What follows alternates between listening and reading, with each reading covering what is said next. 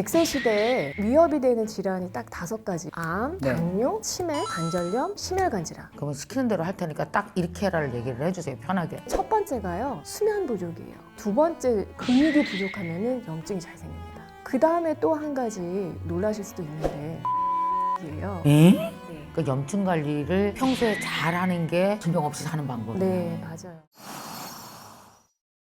자, 여러분 한마디로 관심 집중입니다. 건강에 되게 관심이 많죠. 저는 이 책을 읽으면서 정말 관심 집중 되다 보니까 거의 3시간 만에 후딱 다 읽어버렸습니다. 그리고 그 중에서 다 할 수는 없지만 내가 반드시 지켜야 될 규칙을 여기 선생님이 하라는 대로 한 5가지 정도 정했어요. 이 책을 읽으면서 나에 대해서 스스로 내가 이걸 해야 되겠다 결심한 게 맞는지도 보고 또 여러분도 많은 정보 함께 얻어갔으면 좋겠습니다. 우리 정세영 원장님은 아마 TV에서도 많이 보셨을 것 같아요. 이렇게 많은 의학 정보를 나눠주시고 계시는 선생님이십니다. 자, 안녕하세요. 네, 안녕하세요. 반갑습니다. 반갑습니다. 음식으로 치료하는 식치하는 한의사 정세현이라고 합니다. 네, 이게 참 너무 멋있었어요. 식치. 네, 그치? 음식 치료. 음식 치료, 네. 식치. 사실 우리가 건강에 대해서 이제 점점 우리가 100세를 살다 보니까 이런 얘기가 있잖아요. 100세를 살다 보면 정말 아프지 않은 사람, 암에 걸리지 않는 사람이 거의 드물 거다. 이제는 점점 다, 그러니까 못 죽는다. 아파서 죽지. 근데 사실 우리 아파서 죽고 싶지 않거든요. 네. 그죠? 네. 그냥 오래 살면 오래 사는 대로 노화로 그냥 갔으면 좋겠는데 네. 사실 이렇게 나이 60 가까이 되면 5, 60대가 되면 건강에 대해서 역시 오래 써서 안 좋은 데가 나오니까 근데 이제 이때 약으로 치료하는 게 아니라 선생님은 식치로 네. 하자는 거잖아요. 네. 그래서- 염증이라 하면 그 사람들이 되게 가볍게 무슨 뭐 눈다랗게나 이런 것만 생각할 수 있는데 염증이라 하면 광범위하게 어디까지를 염증으로 봐요? 염증에 대한 질병을? 염증이요. 네. 이제 착한 염증이 있고 나쁜 염증이 있습니다. 그러니까 염증이 생기면 보통 아프니까 네. 사람들은 나쁘다고만 생각을 하는데 음. 그렇지 않거든요. 아 그래요? 네, 그러니까 우리 몸이 세균이나 이제 바이러스가 들어오면 이제 스스로를 보호하기 위해서 이제 매일 이제 어찌 보면 크고 작은 전쟁을 하는데 네. 그 면역 반응 과정에서 생기는 그 반응이 염증이에요. 나를 지키기 위한 수단으로 그렇게 이제 싸우는 과정에서 죽은 세포들을 제거하고 조직을 재생시키고 이런 과정에서 원래 생기는 게 염증이라 이런 염증들을 이제 저는 착한 염증이라고 하고요. 원래 착한 염증은 이제 시간이 되면 우리 몸에서 알아서 이제 염증 그만하고 스스로 화재 진압을 해요. 아 그래요? 네. 약을 안 먹어도? 안 먹어도. 그런데 이제 문제는 염증이 끝나지 않고 지속되는 거. 그리고 예민하게 몸이 그럴 필요가 없는데 반응을 해서 불필요하게 염증이 생기는 것이 나쁜 염증이에요. 그건 어떤 거예요? 예를 들면? 예를 들어서 어떤 음식에 대해서 그렇게 예민하게 반응할 필요가 없는데 음식에 대해서 과민하게 알레르기 반응을 일으킨다든지 먼지 하나에도 알레르기 비염이라든지 다 과민성 반응이잖아요. 네. 다른 사람은 괜찮은데 나만 그런 거죠.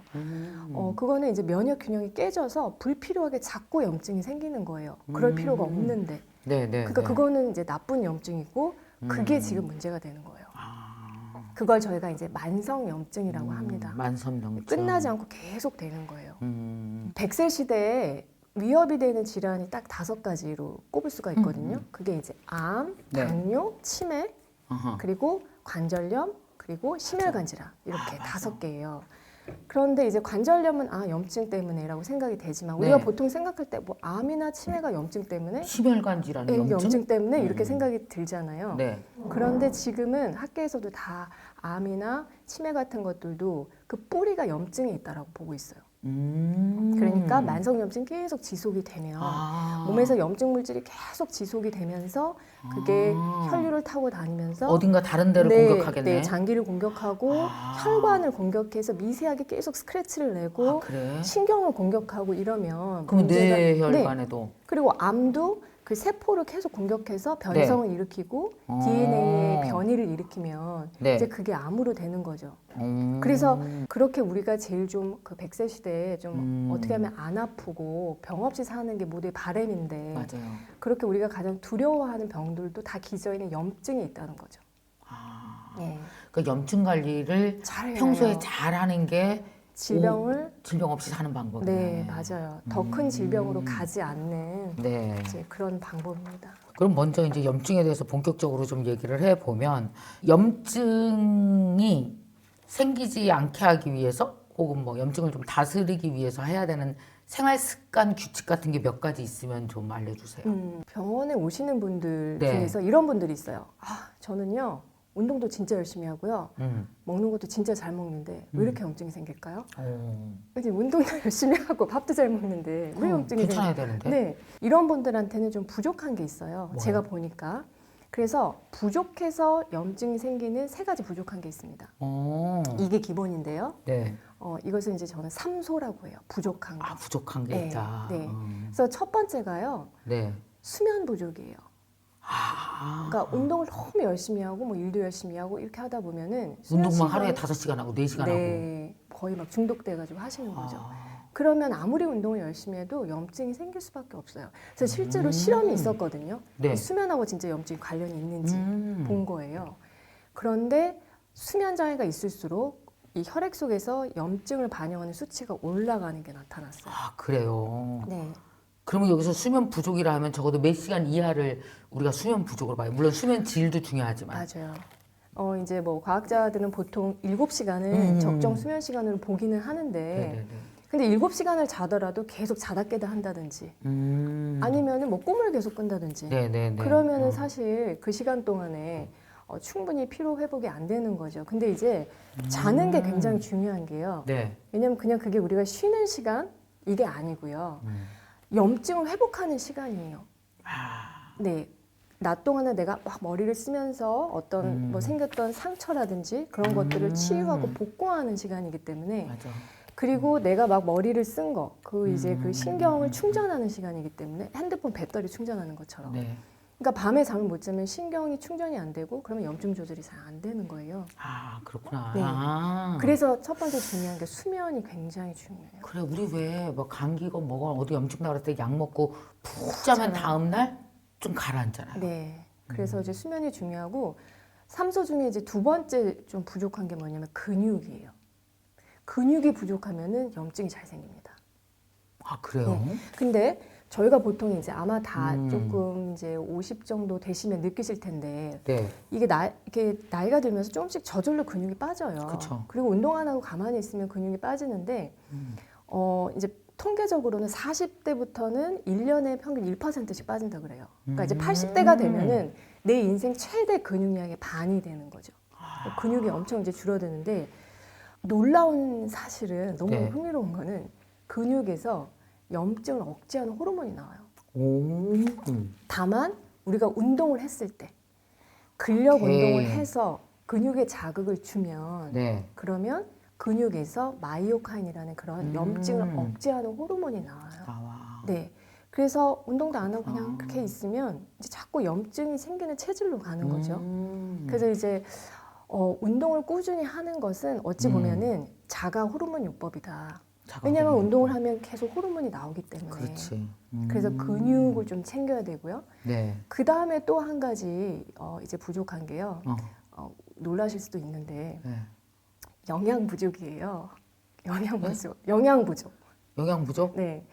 사실 저희가 너무 잘 먹고 요즘 시대에 네. 그리고 뭐 영양제도 너무 많이 먹는데 그렇죠. 무슨 영양이 부족해라고 생각하실 수 있는데 이제 여기서 얘기하는 영양 부족은 우리 장 속에 같이 살고 있는 장내 미생물들을 네. 위한 영양을 얘기해요. 그래서 우리가 따로 그걸 챙겨서 먹어주지 않으면 얘네들도 굶어 죽는다. 근데 이제 대표적으로 7가지 정도 있어요. 영양을 챙겨줄 수 있는 것들 뭐냐면 통곡물, 통곡물? 콩류, 네. 그다음에 견과류, 어허. 그리고 껍질째 먹는 과일, 그리고 채소류, 어. 그다음에 버섯류, 어허. 해조류. 그러니까 뭐 흔히 저희 다 먹을 수 있는 건데 사실 맨날 뭐 배달 음식 시켜 먹고 뭐 하고 하면은 또 잘 안 먹게 되거든요. 배달민족 앱을 내가 지금부터 켜서 보겠습니다. 켜보면 장내 미생물과 거의 관련이 없어. 네. 1위부터 10위 볼까요? 선생님께 한번 잠시 네. 장내 미생물 네, 제가 네. 잠시 보여드리도록 하겠습니다. 치킨 아닐까요? 치킨. 치킨. 제일 치맥, 많은 거 치맥. 치킨이야. 치킨. 그러니까 1위부터 10위 사이가 거의 다 치킨이에요. 네, 거의 치킨은 치킨. 해당 사항이 없습니다. 혹시 또 족발은 없을까요? 족발 있죠. 족발 있습니다. 족발도 해당 사항이 어. 없습니다. 떡볶이 뭐 짜장면 떡볶이 당연히 있죠. 떡볶이 짜장면 해당 있습니다. 사항이 없습니다. 왜냐하면 통곡물이 아니기 때문에 다 그러네. 그럼 뭐 먹을 게 없네? 네. 그럼 이게 자장면도 빵 같은 거, 마찬가지. 빵 같은 거. 빵도 이제 통곡물 빵이면 괜찮은데 통곡물 빵이 네, 아니니까. 일반적인 빵들은 해당 사항이 없고요. 이거요. 고기. 해당 사항이 없습니다. 한우? 한우인데? 없습니다. 한우 맞아? 저는 좋은데 장내미생물한테는 특별한 도움은 되지 그러니까 않습니다. 우리가 여기서 지금 현재 찜닭, 해당 사항이 없습니다. 순대. 없습니다. 뭐야 그러면? 그럼 미생물과 관련 있는 게 시켜 먹는 음식을 지속적으로 오랫동안 10년을 먹었다 그러면 자기도 모르게 염증이 생길 가능성이 굉장히 높아지나? 높은 거죠. 왜냐하면 우리가 우리 의지대로 염증이랑 면역을 조절할 수 없잖아요. 우리가 조절할 수 없잖아요. 그렇지. 근데 그 조절자 역할을 해주는 게 장내 미생물이에요. 그래서 굉장히 친하게 지내야 돼요. 면역이 너무 과하지도 않고 모자라지도 않게 조절해주는 역할을 하는 게 장내 미생물이거든요. 서로 공생하거든요. 그렇게. 그럼 시키는 대로 할 테니까 딱 이렇게 해라를 얘기를 해주세요. 편하게. 네. 어떻게 할까요, 제가? 그러니까 제가? 네.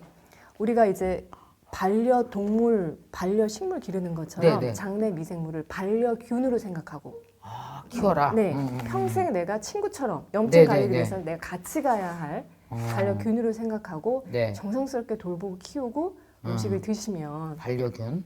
매일 드셔야 돼요. 아까 네. 말씀드린 그 7가지 음식을 아까 반려균 통곡물, 통곡물 그다음에 콩류 콩, 네 두부도 포함? 포함이에요. 네네. 견과류 견과, 그다음에 껍질째 먹는 과일 사과 같은 거, 네 사과도 좋고 배도 좋고요. 뭐 어. 자두도 좋고요. 채소류 채소류, 채소, 네 채소 그다음에 버섯류 너무 좋고요. 버섯, 네 그다음에 해조류 해조, 해조류 생선 포함, 음, 생선류 아니에요? 생선류는 해당 사항은 없어요. 장내 미생물을 위해서는 단백질 공급을 위해서는 좋은데 장내 미생물에는 해당 사항이 없어요. 그럼 뭐 이게 해조류라는 게 그건가? 무슨 뭐라 그러는 거지? 미역, 다시마, 미역 다시마. 이런 거 매생이 이런 것들 그렇게 이제 물에서 나는 해초류 이런 거를 해조류라고 하죠. 뭐 이거 먹을 수 있다. 신경 쓰면 먹을 수 있네. 네. 근데 이걸 가만히 보니까 한 달간 통곡물 별로 안 먹었고 콩류는 한 일주일에 한 번 먹은 것 같고 견과류는 먹기 싫은데 억지로 먹었고 사과 진짜 싫은데 먹었고 채소 먹기 싫고 버섯 한 달에 한 3번 먹고 해조류 한 달에 2번 먹고 대부분 그 사이를 다 배민의 1위부터 랭킹 10위가 채우네요. 그래서 요즘 많이 문제가 되는 것 같아요. 염증을 자꾸 달고 사는 거. 점점 아이들도 더 염증이 많아요. 초등학교, 중학생, 고등학생 아이들이. 네. 그래서 사실 먹는 음식이 굉장히 중요하고요. 도움을 받아야 합니다. 우리의 반려균으로부터. 그러면 염증이 장기적으로 5, 60대한테 암을 유발하거나 심각한 어떤 성인병을 유발하는데도 관련이 있어요? 당연하죠. 그래요? 그래서 중요하다는 거예요. 그러니까 그걸 이제 예방하기 위해서. 그러니까 어떻게 그런 일이 가능해?라고 네. 하면은 이제 염증 물질 중에 아디포카인이라는 게 있거든요. 예를 들면 뭐 그걸 기억하실 필요는 없고요. 근데 이제 그런 염증 물질들이 계속 돌아다니면 정상세포를 공격해요. 그래. 그래서 세포에 변성을 일으켜요. 그래서 그 세포 속의 DNA 변이를 일으켜요. 그게 암인 거거든요. 그래. 네, 그리고 그게 막 돌아다니면서 혈관을 공격하면 혈관에 계속 스크래치가 나면서 미세 염증이 생기고요. 그렇게 되면은 거기 이제 혈전, 피떡 같은 게 자꾸 보일 수가 있는 거고요. 네네. 지방간은 뭐예요? 지방간은 쉽게 얘기하면 이제 간이 뚱뚱해진 건데요. 간에 내장 지방이 쌓인 거죠. 간에 지방이 쌓인 거예요. 원래 이제 여성분들은 우리가 원래 먹고 남은 이제 칼로리를 네. 지방으로 이제 배에다가 제일 먼저 저장을 하는데 남성분들은 사실은 이제 이 뱃살이 2가지 종류가 있어요. 지방이. 그러니까 피하 지방이 있고 내장 지방이 있어서 배가 그냥 3단 케이크처럼 생겼다고 생각하시면 되는데 피부 바로 밑에 피하 지방이 있고요. 그 다음에 그 밑에 근육층이 있고 근육층 밑에 속에 내장기가 주변으로 내장 지방이 있는데 여기서 이제 문제가 되는 게 내장 지방이거든요. 네. 근데 남성분들은 이제 먹고 남은 그런 에너지가 내장 지방으로 잘 쌓여요. 그런데 여성분들은 사실 피하 지방으로 잘 쌓여요. 근데 네. 피하 지방은 크게 문제가 되진 않은데 완경이 되고 나면은 여성 호르몬이 고갈되면서 그때부터는 이제 막 내장 지방도 급격하게 늘어나거든요. 그러니까 이제 혼합이 되는 거죠. 피하 지방도 있고 내장 지방도 있고. 있고. 그런데 이제 뱃살이 있다면, 그래서 내장 지방이 있다면 반드시 내장 지방 다이어트를 하셔야 하는 이유가 네. 옛날엔 그냥 여기 뭐 이렇게 에너지 저장하는 그런 뭐 그 정도로만 생각을 했어요. 뭐 뱃살은. 그런데 완전히 이제 그 이론이 뒤집어져 가지고요. 배에 있는 내장 지방은 그냥 이렇게 가만히 있는 그런 수동적인 존재가 아니고요. 아, 뭐 일을 해요, 걔가? 네, 뭔 일을 그러니까 해요? 내분비 기관처럼 작용을 해요. 그래서 빙산의 일부가 녹는 것처럼 여기 있는 지방들이 시시때때로 이렇게 조금씩 녹으면서 이제 간 문맥이라는 혈관을 타고 이렇게 돌아다니면서 이제 퍼지는 거죠. 그러면서 고지혈증이 생기는 거고요. 아, 내장 지방이. 네. 그렇기 때문에 나쁜 콜레스테롤이 올라가는 거고요. 어머. 네. 그리고 아까도 말씀드린 것처럼 얘가 이제 내분 그 기관처럼 작용을 해서 염증을 유발하는 호르몬을 만들어요. 에? 네, 아디포카인이라는. 그래서 이거를 달고 있는 것 자체가 그냥 염증인 거예요. 이건 그냥 염증. 왜냐면 거기서 계속 염증 물질이 나와요. 배에서. 내장 지방에서? 네. 헐. 그러다 보니까 당뇨도 잘 생기고 어머나. 당뇨로 잘 가게 되고 뭐 이제 뭐 각종 우리가 얘기하는 뭐 파킨슨 치매, 뭐 암, 당뇨 이런 걸로 가는 지름길? 내장 지방이? 네, 이 일이라고 그 문이 열렸다라고 생각하시면 돼요.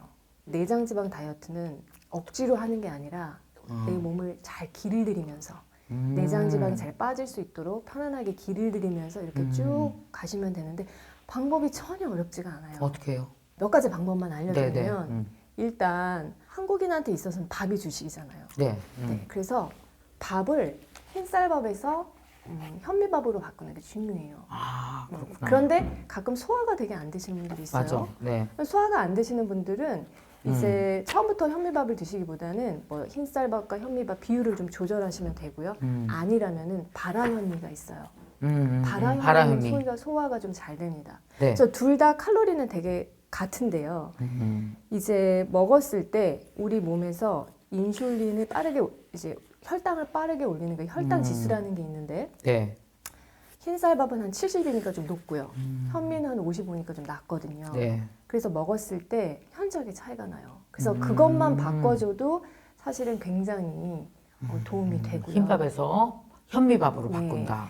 그 다음에 이제 두 번째는 식사를 비율을 하루 3끼 드시면 아침, 점심, 저녁 네. 혹은 2끼라면은 뭐 아점이나 저녁 이렇게 드시잖아요.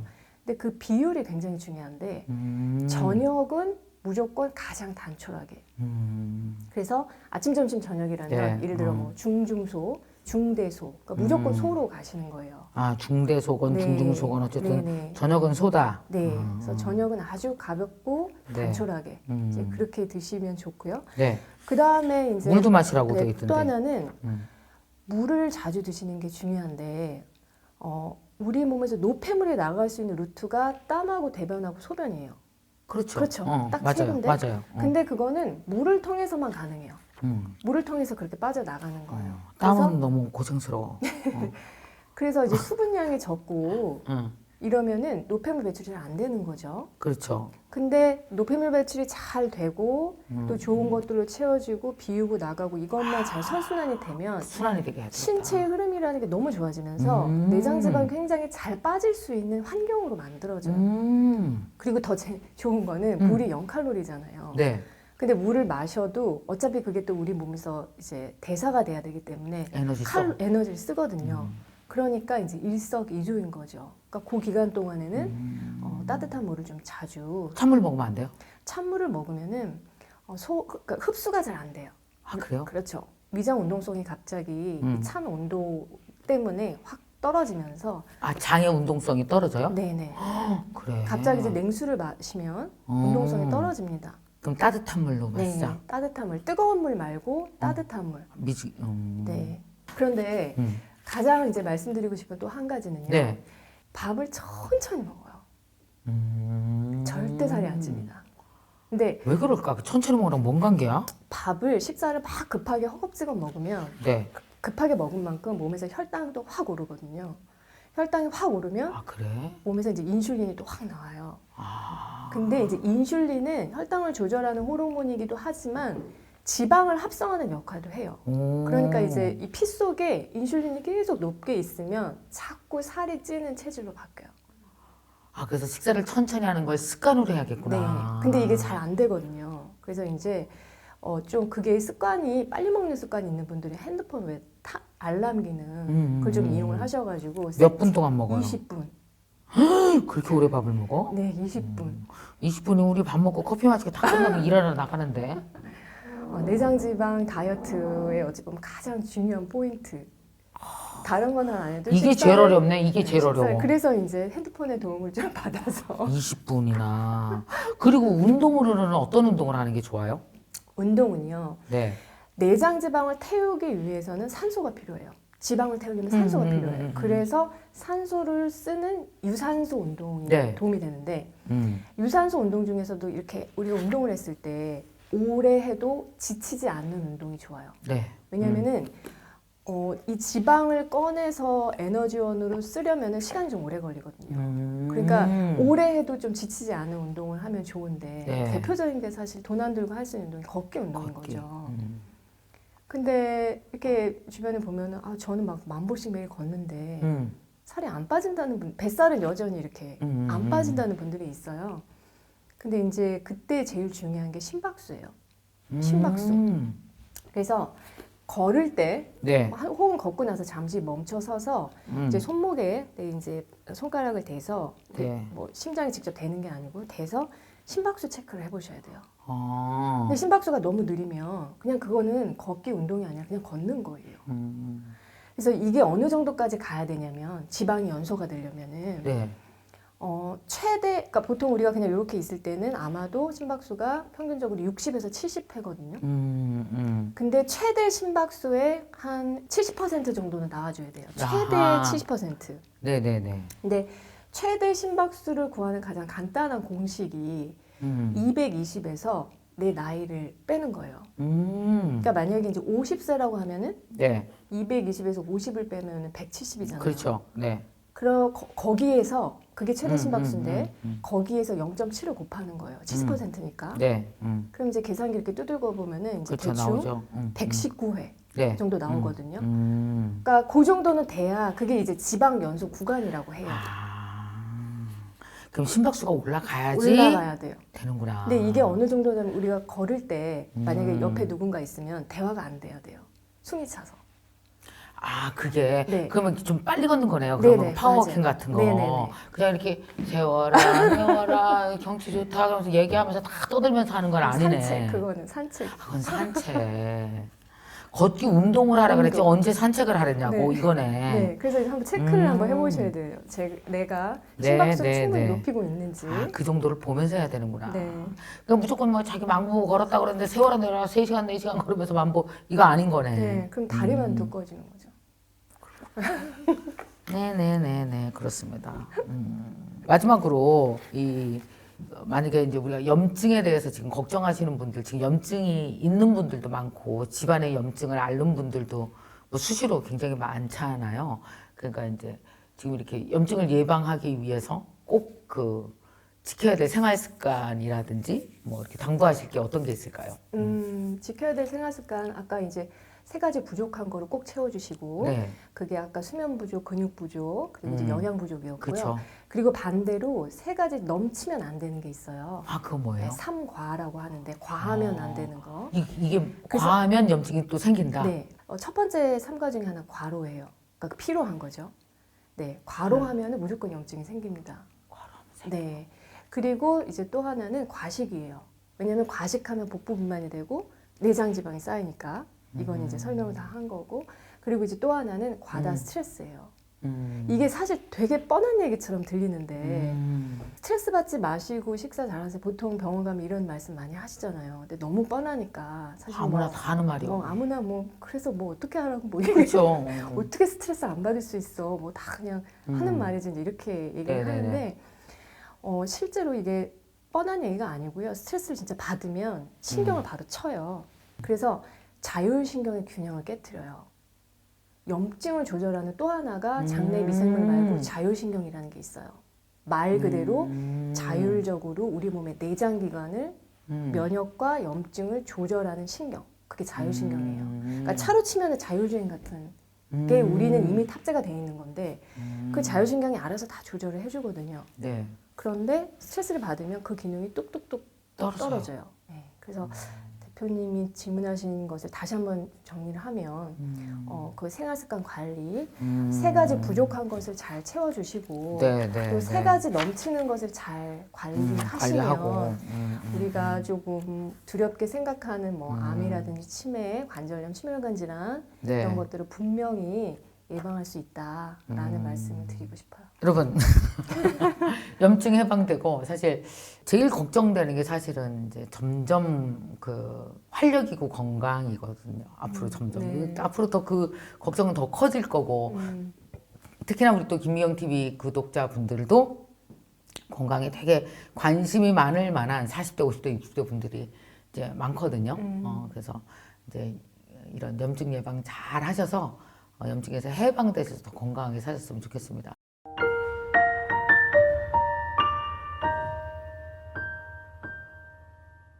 이렇게 살다 보면 근력도 빠지고 관절도 굳게 됩니다. 근력도 떨어지고 심폐지구력도 떨어지고 그때부터는 침대에서 일어날 힘이 없게 됩니다. 이게 막 80, 90에 생기는 일이 아니란 말씀이시죠? 그렇죠. 그러니까 요양병원, 요양원으로 갈 수 있는 급행 티켓을 받게 되는 것이죠.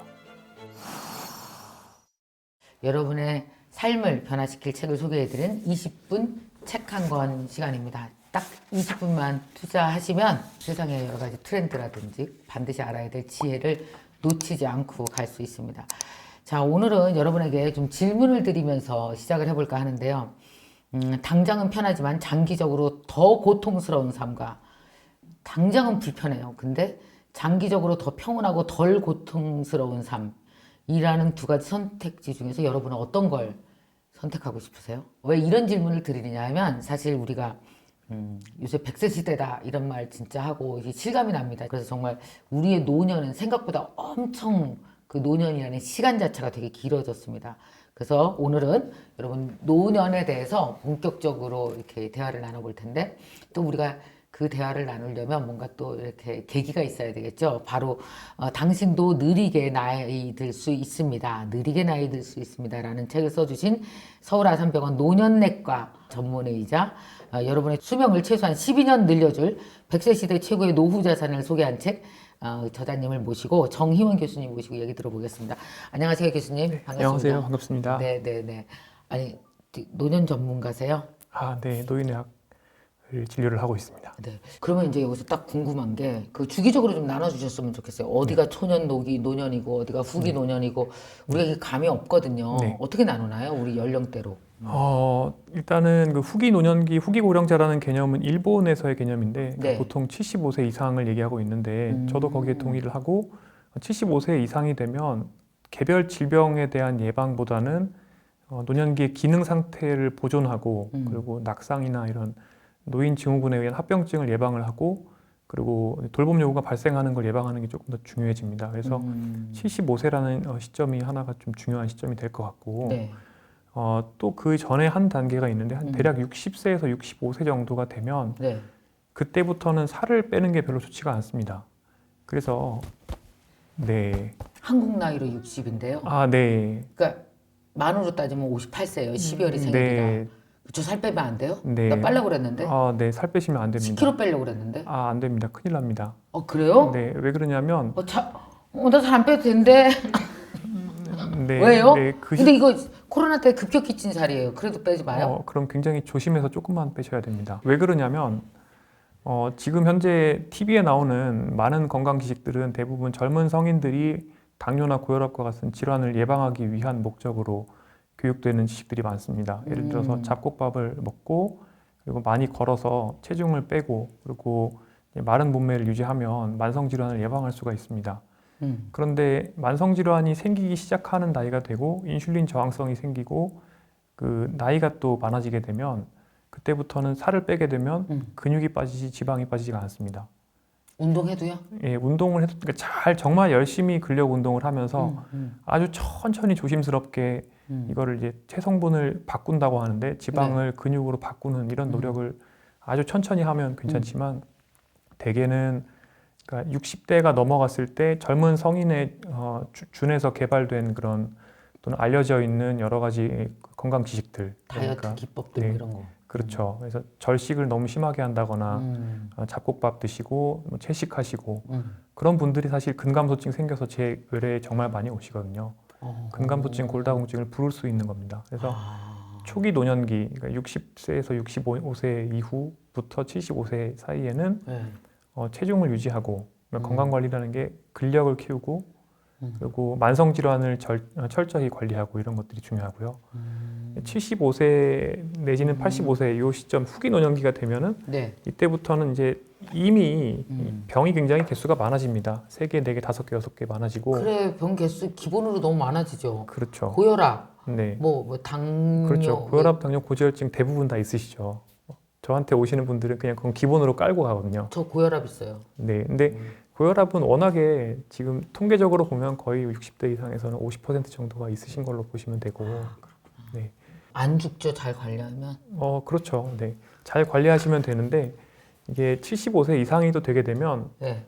병의 개수가 고장난 게 너무 많다 보니까 그래, 이거를 맞아. 젊은 또 성인에 준해서 치료를 다 하다 보면 약과 약이 쌓이고 약과 병이 충돌하면서 그것 때문에 오히려 고생하는 경우가 있기 때문에 그런 분들한테는 약간 노쇠하시고 기능이 떨어지면서 병의 개수가 너무 많고 약이 10개가 넘어간다. 네. 이런 분들은 노인의학이 좀 필요할 수가 있죠. 노인의학. 예, 노인의학적 개념으로 약을 상충되는 거를 좀 정리하고 아. 문제 목록을 저희가 정렬을 해서 네. 우선순위를 선정을 하고 가장 문제가 되는 것들 위주로 치료를 하는 거죠.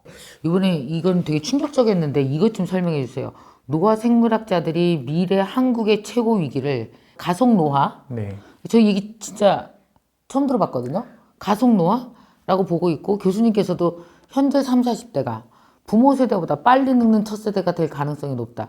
제가 알고 있는 상식과 너무 다르거든요. 왜 우리는 요새 보면 옛날 할머니 60과 우리 60은 너무 다르잖아요. 나는 옛날 할머니 60보다 너무 젊거든요. 네, 맞습니다. 근데 왜 가속 노화라는 말씀을 하신 거예요? 김미경 대표님께서는 우리나라에서 네. 아마 건강 수명이 가장 높았던 세대가 되실 가능성이 높습니다. 할머니예요? 네. 왜요? 왜 제 세대가? 사실 정황상 선진국도 비슷한 변화를 겪었습니다. 아 그래요? 예. 어떤 거?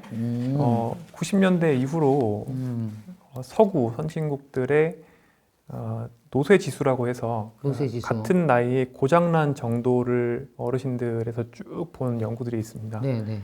그런데 그게 90년대 초반까지는 이게 좋아지는데 네. 건강 상태가 그러니까 사회가 발전하고 의료 기술이 좋아지면 좋아지는데 사회가 또 비만해지고 대사 질환에 시달리다 보니까 맞아. 그러다 보니까 조금씩 같은 나이에 노쇠 지수가 증가되는 현상이 보입니다. 2008년부터 2020년까지 분석을 해보면 한 2014년 정도까지는 좋아지다가 노쇠 지수가 좋아지는 것이 거기서 그냥 멈춰 있습니다. 갈수록 더 오래 사는 게 아니에요. 이게 계속. 네, 그러니까 옛날 추세를 이렇게 꺾여요, 쭉 그래프가? 이어보면 이렇게 올라갈 것 같지만 네. 지금 꺾이지는 않았지만 거의 이제 평탄해지고 있는 상황이라고 이유가 보시면 되고. 뭐예요? 뭐가? 의학은 갈수록 발달되는데 네, 심지어 미국은 건강 수명이 꺾였습니다. 아마 그 언론에서 많이 보셨겠지만 네. 지난 20년 동안 미국이 건강 수명이 늘어난 거를 코로나 이후에 2년 만에 다 뱉어냈습니다. 그래서 미국은 거의 OECD 최하위 수준의 기대 수명을 보이고 있고. 그거 왜 그래요? 코로나 때문에요? 아니면? 이걸 설명할 수 있는 것에 코로나는 한 40% 정도밖에 안 됩니다. 그럼 어떤 거예요? 나머지는 자살, 살인, 마약, 그리고 알코올성 간질환에 의한 조기 사망 이런 것들입니다.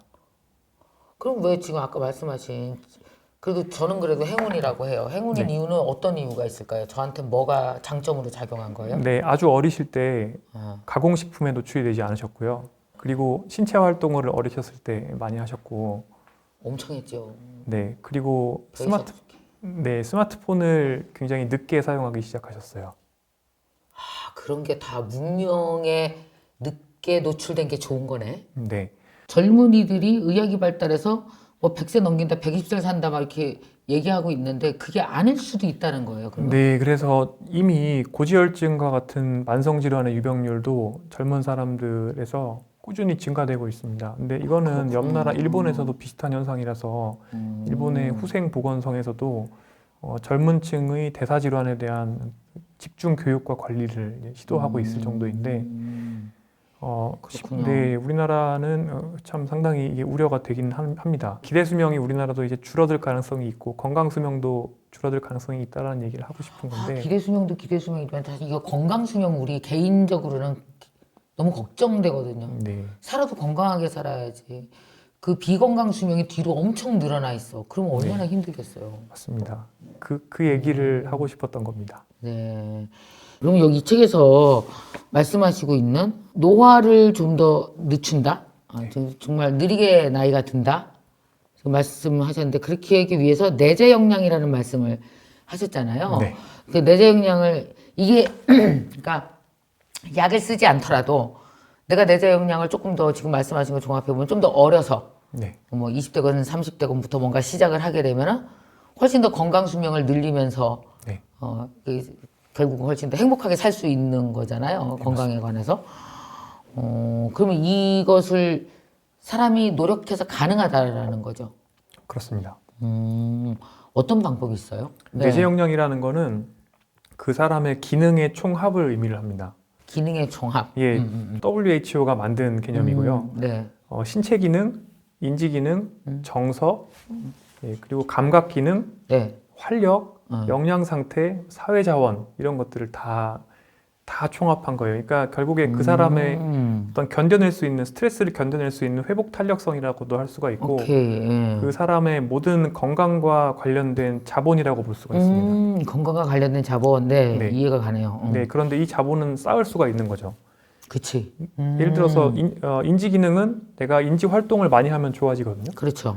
그런데 연구를 보면 인지 활동을 많이 해서 공부를 많이 하고 끝까지 그러니까 노년기까지도 머리를 계속 쓰면 이 사람들은 뇌가 많이 쪼그라들고 알츠하이머 병이 생기는 알츠하이머 병과 관련된 아밀로이드 플라크가 많이 쌓인다 하더라도 이 사람들은 실제로 평가해 보면은 치매가 나오지가 않습니다. 그러니까 인지 기능이 많이 올라가면 이 사람들은 여기서 50% 깎여도 보통 사람들이 50% 깎이면 치매가 되는데 이 사람들은 50% 깎여도 보통 사람보다 나을 수도 있는 거죠. 오호. 그리고 또 하나가 운동 선수들 중에 예. 마스터 애슬릿이라고 해서 전문 운동가들이 있습니다. 네. 이 사람들은 평생 동안 운동을 한 프로 선수들인데 그렇죠. 예, 나이가 들어도 운동을 하는 사람들이거든요. 근데 이분들을 보면은 90대가 되더라도 젊은 성인의 거의 상위권 이상의 굉장히 뭐 상위 20% 정도에 해당하는 정도의 신체 기능을 가지고 있습니다. 그러니까 운동 실력이나 신체 기능이 역시 굉장히 많이 높아졌기 때문에 오케이. 깎여 나가도 유지가 되는 것이죠. 그래서 내재 역량은 관리가 가능하고 젊어서부터 피크 내재 역량을 내가 계속 올려놓고 떨어지지 않게 유지를 하면 네. 제가 아까 맨 처음에 근육 문제 말씀드렸는데 네. 이 근육이 결국에 이동성, 모빌리티거든요. 이동성. 이런 것들을 나이가 들어도 유지를 할 수가 있고 인지 기능도 유지를 할 수가 있고 또 근육이나 인지 기능이 유지가 되면서 활동을 계속 하다 보면 만성 질환도 예방이 되니까 그러면 질병이 생기는 기간도 최대한 뒤로 미룰 수가 있는 것이죠. 이 책에 보면은 이제 일부에서는 당신의 이제 삶이 노화의 속도를 결정한다. 그래서 이제 노화에 대한 어떤 습관을 어떻게 쌓는 것이 왜 중요한지 뭐 이런 말씀 하셨는데 2부부터는 이제 본격적으로 이게 이제 솔루션을 딱 주셨단 말이에요. 보면은 노화를 이기는 몸이 되기 위해서 어떻게 해야 되냐. 그래서 노화의 속도를 늦추는 첫 번째 기둥에서 첫 번째 기둥은 이동성, 그죠? 두 번째 기둥이 마음 건강, 세 번째 기둥이 건강과 질병, 네 번째 기둥이 나에게 중요한 것 이렇게 네 가지를 그 말씀을 해 주셨어요. 네. 그러면 이 네 가지를 계속 이렇게 내 생활 속에 잘 내재화 시킴으로 인해서 계속해서 건강 수명을 늘려 나갈 수 있다는 말씀이신 거죠. 네, 맞습니다. 그러면 첫 번째 이거부터 얘기해 주세요. 첫 번째 기둥, 첫 번째가 제일 중요할 것 같아요. 첫 번째 썼으니까. 네, 실은 제일 중요한 거는 네 번째 기둥입니다. 아, 그래요? 나에게 중요한 것입니다. 근데 네 번째 기둥을 네. 맨 앞에 쓰면 사람들이 너무 어려워할 것 같아서 이동성을 제일 앞에 가져왔습니다. 그러면 책대로 갈까요, 우리? 이동성 먼저 얘기해 주세요. 네, 알겠습니다. 네. 네, 우선 사람은 움직이는 동물입니다. 네. 사람은 수렵 채취 사회에서 하루에 20km 정도까지 이동을 했다고 합니다. 그 항상 상시 그러니까 어떻게 보면 다리는 네. 교통수단으로 우리가 사용을 했던 것입니다. 지금은 다리를 교통수단으로 안 쓰죠. 네.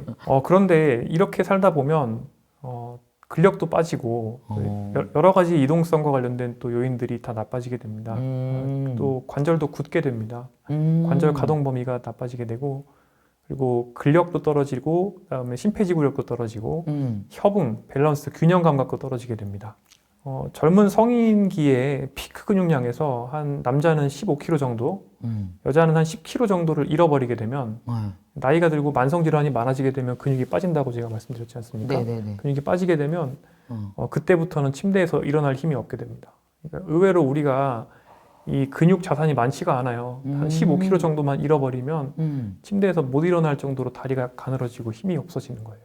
아, 그런 거예요? 네, 그리고 이렇게 다리가 근육이 빠지게 되면 낙상할 가능성이 굉장히 올라가고 근데 근육이 빠지면 뼈 밀도도 같이 줄어들어요. 그렇기 때문에 넘어지게 되면 고관절 골절이 생기고 한 번 또 이렇게 골절 오게 되면 또 누워야 되고 그렇게 이게 막 80, 90에 생기는 일이 아니란 말씀이시죠? 그렇죠. 근감소증이 생기고 이동성을 관리를 하지 않으면 70대에도 이런 일이 벌어질 수가 있고 60대에는 여성분들 그 골다공증 있는 분들이 이런 손목 골절 많이 네. 생기시고 70대에는 척추 골절 많이 압박 골절 많이 생기시고 80대에는 고관절 골절 생기시죠. 이동성을 우리가 학대하고 네. 다리를 교통수단으로 사용을 원래 하게 설계가 우리가 되어 있는데 사용을 안 해버릇하면은 그 편하게 살기 위해서 맨날 우버 택시 타고 다니고 전동 킥보드 타고 엘리베이터 타고 이렇게 살다 보면은 우리가 거질 않아 다 타고 살지. 그렇죠. 그러면 이제 요양병원 요양원으로 갈 수 있는 급행 티켓을 이제 우리가 이렇게 받게 되는 것이죠. 그러면 좀 네. 이렇게 이동 어떻게 해야 돼요? 어떻게? 네, 어떻게 그래서 해야 되는지 얘기해 주세요. 첫 번째로는 네. 삶에서 다리를 교통수단으로 활용을 하는 버릇을 만들어야 됩니다. 습관을. 제가 편안한 불편이라는 얘기를 책에서 계속 하는데 편안한 불편. 네, 아주 오랜 기간 편안하기 위해 조금의 불편을 감수하고 그걸 습관으로 만들면 된다는 거거든요. 너무 중요한 말이었어요, 네. 이거 진짜. 네, 그래서 예를 들어서 엘리베이터를 굳이 탈 필요가 없는 거죠. 3, 4층 정도는 항상 엘리베이터를 타지 않고 걷는다. 큰 도움이 돼요, 이게 진짜? 제가 책에서 예, 그럼요. 나중에 여러 가지 만성 질환이 왔을 때도 네. 근력이 있으면 조금 더 그럼요. 치료도 하면서 견딜 수 있나요? 예를 들어서 80대 초반에 네. 암에 걸렸는데 네. 조금 진행돼서 발견이 돼서 항암 치료를 해야 된다고 생각해 보세요. 네, 네. 근력이 충분하다. 그리고 신체 노쇠가 없다. 그러면은 항암제도 더 충분히 맞을 수가 있어요. 근데 만약에 그때 잘 못 걷고 신체 기능이 떨어지면 항암 치료하면은 근육량이 또 확 빠지기 때문에 그렇구나. 예, 근력도 떨어지고. 난 근육량이 그렇게 여러 가지 연결이 되는지 네. 상상도 못했네요. 네. 그냥 우리는 보기 좋게 하기 위한 근력 뭐 이런 것만 네. 생각하다가 네. 근력과 근육량과 신체 기능은 노년기에는 그러니까 무슨 치료를 받을 수 있을지 없을지 또 정말 결정합니다. 그리고 내가 집에서 궁극적으로는 내가 집에서 언제까지 살 수 있을지를 결정하는 것이죠. 그거 너무 삶의 질을 좌우할 것 같아. 네. 이 자세도 되게 중요하다고 하셨잖아요. 네. 어떤 거예요, 자세는? 자세는 우리가 정말 많은 시간을 앉아 있거나 앉아있죠. 또는 서 있거나 하잖아요. 근데 그 시간 동안 잘못된 자세로 계속 관절과 척추에 스트레스를 주다 보면 그게 우리 몸의 불균형을 심화시킬 수 있거든요. 그러니까 우리가 운동을 한다 그래도 하루에 8시간, 9시간 운동할 수가 없거든요. 네. 그런데 하루에 앉아 있는 시간은 8시간씩 앉아 있단 말이에요. 그렇기 때문에 자세를 신경을 써야 되고 자세를 아는 선생님을 예를 들어서 물리치료사를 만난다거나 이렇게 해서 자세를 봐달라고 해서 그걸 좀 개선을 할 필요가 있고 긴장 없이 앉는 방법이나 이런 것들을 공부를 할 필요가 있습니다. 자, 두 번째 기둥으로 가겠습니다. 마음 건강이 있었어요. 이제 네. 이동성 말고 두 번째 마음 건강. 마음 건강은 뭐냐면 병원에 계신 어르신들한테 밤에 주무시는 거 방해하고 그리고 막 의식 처지는 약 드리고 이러면 선망이 생기거든요. 급성 치매 같은 거예요. 맞아요. 예, 막 헛소리를 하시기도 하고 또는 아무 말도 안 하고 계속 깔아지기도 하고 그런 게 생길 수 있는 건데 젊은 사람도 사실은 마음 건강이 중요하고 어르신들도 이 선망이 만약에 생긴다고 하면 그 의식이 처진 상태에서는 예를 들어서 선망이 생겨 있으면은 걸으세요라고 했을 때 걸을 수가 없잖아요. 의사소통이 안 되는데. 그렇죠.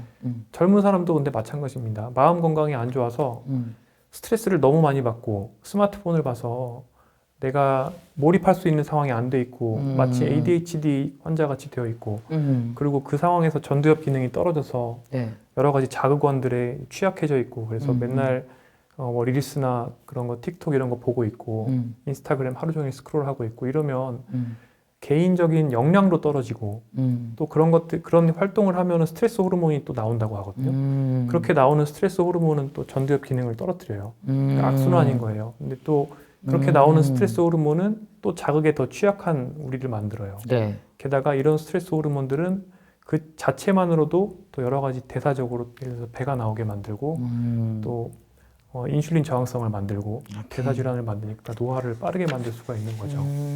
그래서 결론적으로는 지금 현대 사회에서 스마트폰을 중심으로 여러 가지 플랫폼 경제나 SNS나 이런 것들이 만들고 있는 우리 마음이 마음 챙김 상태에서 멀어지고 마음 방황하게 되는 여러 가지 자극에서 조금 더 멀어질 필요가 있다라는 얘기를 하고 있고 그럼 이런 것들을 우리가 어떤 노력들을 해서 마음은 평안하고 그리고 마음 챙김된 상태가 되고 또 몰입할 수 있는 상태를 만들 수 있느냐 이런 얘기를 하는 것입니다. 미국 노인병학회에서 얘기한 것처럼 실제로 마음 건강은 결국에 몸 건강으로 이어진다라고 생각을 할 수가 있습니다. 자, 이제 세 번째로 넘어가겠습니다. 노화의 속도를 늦추기 위해서 건강과 질병 관리는 어떤 식으로 좀 해야 될까요? 제가 여기서 집중적으로 말씀을 드리는 건 사실 네. 먹는 겁니다. 젊을 때부터 블루존의 식단을 해볼 필요가 있죠. 이게 꾸준히 습관이 돼야 되는 거잖아요. 이게 잠깐 해서 되는 게 아니잖아요, 이게. 네. 근데 사실 우리가 잘못되게 먹는 것도 굉장히 오래 누적돼 있거든요, 우리한테. 네. 20년 계속 30년 누적돼 있어요, 잘못 먹는 것도. 근데 잘 먹는 것도 그만큼 이렇게 어느 정도 시간상으로 보면 누적이 돼야 되겠죠? 네. 어느 정도나 누적돼야 돼요, 습관이? 하지만 굉장히 짧은 시간 동안만 노력을 하면 큰 폭으로 개선이 될 수 있다는 건 알려져 있는데 아, 그래요? 일반적으로 식사를 하다가 절식이라고 해서 칼로리를 섭취량을 한 20% 정도 줄이는 식사를 하게 되면 이것도 노화 속도를 상당히 많이 줄일 수 있다라고 얘기를 하고 있습니다. 그렇군요. 이것도 여러분이 꼭 이 책을 면밀하게 한번 꼭 읽어보시기 바랍니다. 다 이제 교수님이 설명해 줄 수는 없으니까요.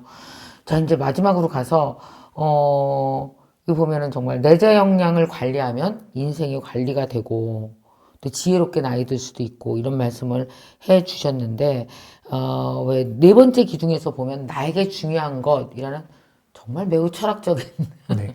한 줄을 하셨단 말이에요. 네. 여기서는 어떤 얘기를 하고 싶었던 거예요? 제가 나에게 중요한 거에서 이야기하고 싶은 거는 첫 번째로는 소비 자본주의가 우리를 가스라이팅하고 있는 것에 너무 경도되면 안 된다. 소비 자본주의는 계속 광고를 통해서 우리한테 돈을 더 써야 된다. 오케이. 더 많이 즐기고 그 다음에 베르나르 아르노는 LVMH의 재벌 기업들의 모든 그 재화들을 더 판매하려고 자기들이 가지고 있는 샴페인 모ët샹동 먹으면 멋있는 사람이야. 그리고 그 루이비통 가방 들어야 멋있어. 이렇게 자꾸 사람들을 교육하는데 그런 것들이 결국에는 사람들의 나에게 중요한 것들을 깨뜨린다고 저는 생각해요. 그렇죠. 배불런제에 대한 그래서 그런 위치제, 배불런제에서 자유로워지는 것이 필요하다고 생각하고 소비 자본주의에서 멀어질 필요가 있다고 생각을 했고요. 두 번째는 사람의 원리입니다. 그 사람의 원리가 사람의 쾌락의 원리가 그 도파민 보상 시스템의 원리 아마 잘 아실 겁니다. 들어봤죠. 네, 그 예전에 그 뭐 많은 책들에서도 그렇게 얘기를 하고 있고 우리가 갑자기 어두운 방에 들어가면 한 10초만 지나면 암 적응이 되면서 내용이 보이잖아요. 불을 안 켜도 그러다가 또 불을 켜면 처음엔 눈부시다가 또 가라앉잖아요. 그런 것처럼 우리가 더 많은 즐거움을 얻으면 우리의 쾌락 시스템, 도파민 시스템은 그 자극 정도 그리고 즐거운 정도를 줄여버려요. 그런데 소비 자본주의에서는 우리한테 그 사실을 알려주지 않고 더 많이 써야 된다. 더 많이 쓰면 넌 더 즐거워질 것이다. 너 행복할 것이다. 계속 그렇게 광고를 한단 말이에요. 유혹을 하고. 근데 이런 것들에 계속 경도돼 있으면 우리는 결국에 가속노화를 부르는 여러 생활 습관으로 우리의 삶을 채우게 되는 거죠. 가속노화도 확실히 이해가 되네요. 노화를 가속시키고 있네 우리가. 네.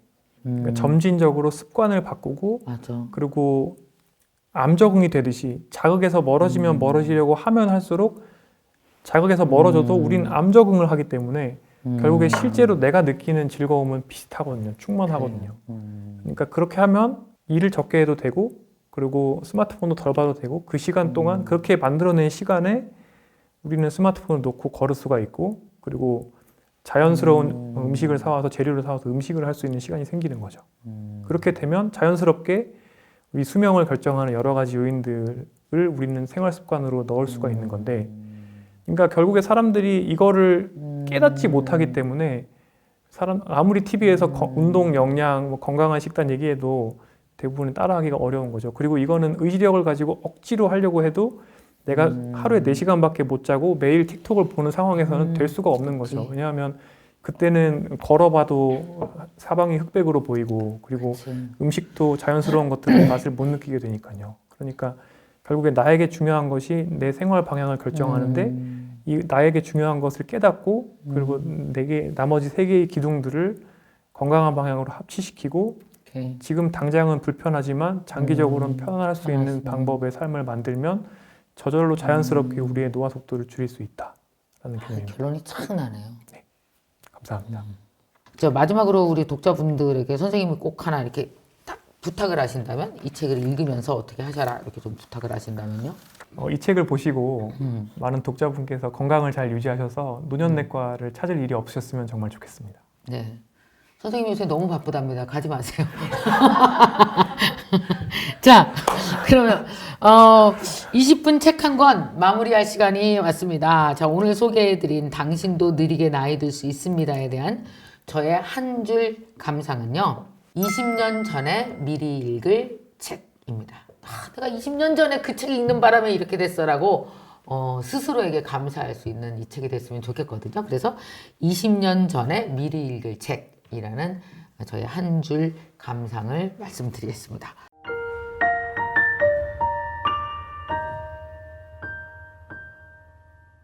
현대인들이 이제 있잖아요. 그거 무조건 끊어야 됩니다. 제가 네. 첫 번째로 얘기하는 게 네. 자지 마라. 자고 일어나는데 귀가 안 들려. 어머머머머. 절대 자는 동안 얼마나 혹사 당하겠어요. 그 볼 때마다 어떡하지? 이명난청이 더 많이 생길 것 같은데 어떡하지? 놓쳐서는 안 될 좋은 책을 함께 읽어보는 하루 20분 독서 습관, 여러분의 삶을 변화시킬 책을 소개해드리고 있는데요. 오늘은 20분 책 한 권, 무슨 책일까요? 이건 진짜 놓쳐서는 안 돼, 정말 놓쳐서는 안 될 책인 것 같아요. 특히 제가 그렇습니다. 이명난청 난데 난 이 난청은 아니지만 이명이 있거든요. 거기다 완치 설명서 여기 솔깃한 거예요. 왜냐하면 이명은 정말 치료 방법도 없고 그냥 데리고 사는 거다. 그래서 정말 포기하고 살거든요. 근데 과연 여기 오늘 오신 저자분이자 한의원 원장님이신 우리 민 원장님은 어떤 솔루션을 갖고 오셨을까? 그리고 어떤 솔루션을 이 책에 담으셨을까? 아마 관심 있는 분들이 엄청 많을 것 같습니다. 민예은 우리 한의사님 모셨습니다. 안녕하세요. 네, 안녕하세요. 네, 반갑습니다. 네. 정말 잘 쓰셨네요. 아, 그런가요? 근데 쉽지 않았을 것 같아요. 왜냐하면 누구나 다 완치 안 된다라고 다 써 있거든요. 맞아요. 근데 이렇게 자신 있게 책에다 완치 설명서라고 제목 붙이면 되게 부담스럽지 않으셨어요? 사실 그 제목이 엄청 자극적이고 도전적일 거라고는 전 생각했어요. 네. 좀 젊어 보이는 한의사가 이곳을 뭐 완치 설명서라고 막 이렇게 냈다는 것이 저는 좀 자극적일 수는 있다라고 생각하는데 네. 지금 현재 이명난청이 어느 정도 불치라고 알려졌던 것만큼 네. 그것은 의학에서는 또 의학 범위 안에서의 한계성이 있고 한의학은 한의학 안에서의 한계성이 있는데 네. 만약에 이거를 학문의 경계를 최대한 풀어서 각각의 장점을 취하면 좀 다른 결과가 나올 수 있지도 않을까라는 생각이 들었고 그런 그 관점으로 최대한 여러 가지 학문들을 통합시키고 네. 우리나라뿐만 아니라 전 세계의 이명난청 가이드라인들이 또 있을 거 아니에요. 네, 네. 그런 것들이 공통점이 있고 공통점이 아닌 부분들도 있어요. 네. 그런 부분들을 다 취합해서 5년 동안 주 7일 동안 100명씩 이 환자를 봐요. 우와, 100명? 네네. 이야, 그래서 엄청난 경험이 쌓이셨겠네요. 네, 그래서 우리가 이 케이스에서 공통적으로 적용되는 네. 어떤 우리가 놓치고 있었던 기존의 치료에서 뭔가 생각하지 못했던 부분이 존재하고 네. 그 우리가 아예 그냥 불치라고 포기하는 것이 아니라 이런 케이스들을 보면 이런 부분을 좀 다시 생각해주면 우리가 또 치료를 기대할 수 있다라고 하는 것들이 좀 어느 정도 쌓이게 되면서 이제 네, 이 책을 아, 집필하게 그러셨군요. 됐습니다. 그럼 이 책을 읽게 되면 일반인들은 어떤 도움을 받을 수 있을까요? 이 책을 읽게 되면 일단 음. 일반인 분들은 이명난청을 그냥 마냥 불치라고만 생각하진 않아도 되는구나. 그리고? 이런 접근의 방법도 있었네. 이렇게 나은 사람도 있었네. 그럼 내가 거기에 해당하는 사람이라면 나도 한번 이런 부분을 좀 신경 써볼까라고 하는 일단 희망을 얻을 수 있을 것 같고요. 많지는 아니더라도 그리고 호전. 지금보다 호전될 수도 있어요. 네, 호전되는 부분들의 영역들이 분명히 아, 존재하고, 그래요? 네. 그리고 두 번째는 우리가 생각보다 이명난청으로 인한 어려움이 되게 큼에도 불구하고 사람들이 귀 건강을 지키는 것에 대해서는 중요성을 생각하지 맞아요. 않는다. 귀 건강이라는 게 있을 수 있구나. 네네. 그래서 그 관심 적은 것들을 어떻게 보면 좀 도울 수 있는 방법이라고 생각했습니다. 자, 우리나라에서 이명난청의 연령대는 언제부터 많이 발병돼요? 보통은 네. 40살 넘어서 50대부터 이렇게 좀 폭발적으로 50대부터 폭발적이다. 네, 좀 여자가 혹시 더 많아요? 임상 현장에서는 훨씬 더 많아요. 여자가 이명이 네. 많다. 네. 왜 여자들이 더 취약해요? 여자들은 여자의 몸은요 3번의 큰 변화가 있거든요. 네. 첫 번째는 우리가 이제 성장하다가 처음 이제 초경을 시작했을 때 네. 몸이 한번 변하고, 그렇죠. 그리고 임신과 출산을 겪으면서 몸이 한번 변하고, 그리고 갱년기와 완경을 겪으면서 그쵸. 몸이 한번 변하게 되는데, 임신과 출산이라는 그 이슈가 이명난청에 조금 취약한 몸의 상태를 만들어요. 첫 번째로는 귀는 혈관 구조가 조금 취약한 면이 있어요. 무슨 말이냐면 눈은요 어떤 동맥이 들어가요. 그러면 얘가 가장 중요한 동맥이 막히면 다른 데를 우회할 수 있는 도로가 다 존재해요. 근데 귀는 네. 가장 주요 동맥이 막히면 우회 대로가 없어요. 그럼요. 그래서 취약하죠. 출산하면 당연히 출혈이 너무나 많은데 전체적인 혈액순환에 큰 문제가 있거나 이렇게 할 때 귀 건강이 상당히 더 눈보다 코보다 더 취약할 수밖에 없는 구조를 갖고 있어요. 그래서 육아에 있는 뭐 과로나 이런 것들이 겹치면서 산후이명으로 많이 오게 산후이명도 네, 있군요. 네, 산후이명 생각보다 꽤 많습니다. 산후이명이. 그리고 출산 때는 그렇고 이제 또 이렇게 삶을 살아가다가 이제 완경과 이제 그 폐경 네네네. 이후에 갱년기가 이렇게 되게 될 때는 그때는 이제 여성 호르몬이 엄청나게 이제 급격하게 떨어지는데 급격하게 떨어지는 그 과정에서 노화가 겹치잖아요. 그쵸. 근데 급격하게 떨어지는데 노화가 겹치는 그 갱년기 증상이 네. 거의 대부분 불면을 끼고 있는 경우가 있어요. 아.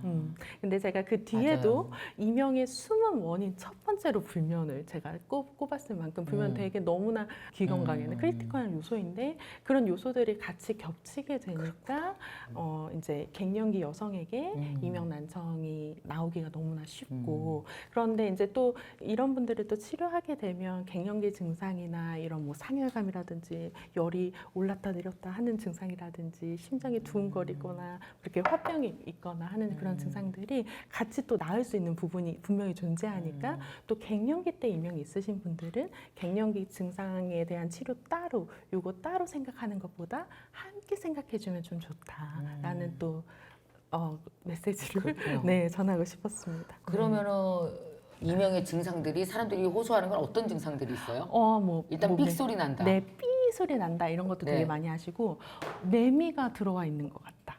아하. 그리고 뭐 슉슉 막 이런 소리가 난다. 나간다. 그리고 뭐 동굴 안에서 뭐가 울리는 것 같다. 동굴 안에서 울리는 거 맞지? 수영장 갔다 오는 거 네, 같이. 네. 그리고 심장이 여기서 뛰는 것 같다. 음. 그러니까 이명의 종류에 따라 그건 손상이 어디가 됐냐에 따라서 다른 소리가 나거든요. 그걸 겪는 사람들은 스트레스도 꽤 있죠. 엄청나죠. 제가 치료가 필요한 그 이명 어디에서는 반드시 병원에 가라고 말씀드리냐면 자기 전에 이명이 들려서 이명이 수면을 방해하는 정도인 때까지가 올 때가 있어요. 그때 그래서 제가 이 책에도 자기 전 5분 이상 이명이 지속된다면 그때는 이제는 진짜 치료를 하셔야 된다. 간단한 지혈법이 있어요? 네, 어떤 간단한 거 있어요? 질문. 세 가지는 꼭 제가 치료할 때도 반드시 쓰고요. 음. 근거가 있는 것들인데 네. 가장 첫 번째는 이 귀가 보이시면 귀 속에 움푹 들어간 곳이 있어요. 있어요. 네, 네. 네. 움푹 들어간 곳 양쪽 다 그럴 거예요. 네. 근데 바로 여기 귓볼 뒤에 있네요. 네, 맞아요. 여기를 엄지손가락으로 음. 엄지손가락으로 좀 세게 이렇게 한 다음에 네. 얘를 아래 턱이 딱 잡히잖아요. 네, 네. 이 상태를 턱을 앞으로 밀듯이 밀듯이. 네, 턱을 앞으로 밀듯이 이렇게. 밀듯이 이렇게 하면 아프네. 네, 아프시죠. 아프다. 아마 오른쪽 왼쪽 중에 더 아픈 데가 있을 거예요.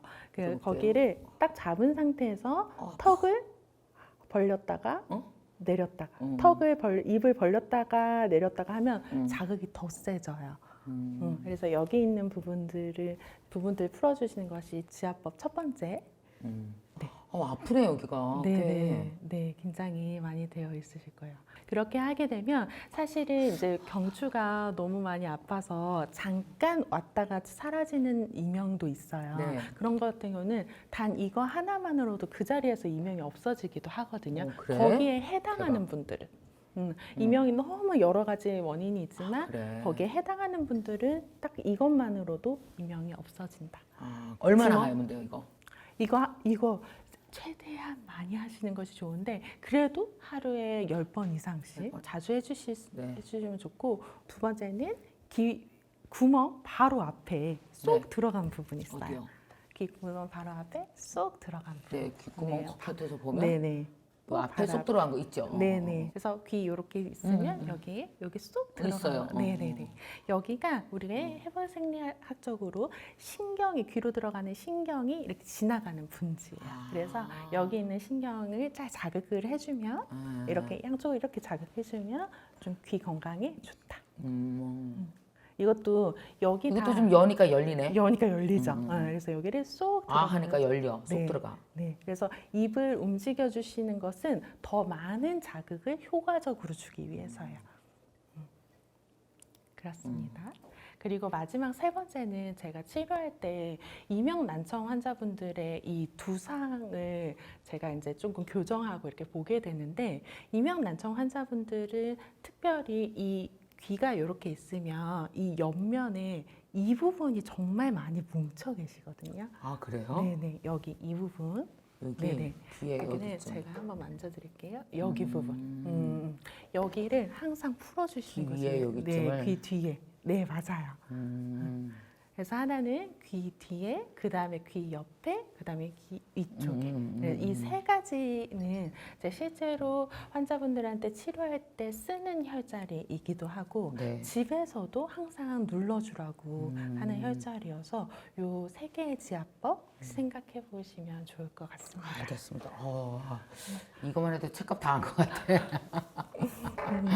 와, 자 요새 현대인들이 이제 이어폰 엄청 많이 끼잖아요. 정말 하루 종일 끼고 있습니다. 중고등학생 애들. 이거 보면은 사실은 야 너 귀 안 좋아, 근데 잘 때도 끼고 잔단 말이에요. 어떻게? 이거 관련 있어요 없어요? 애들은 다 없다고 우겨.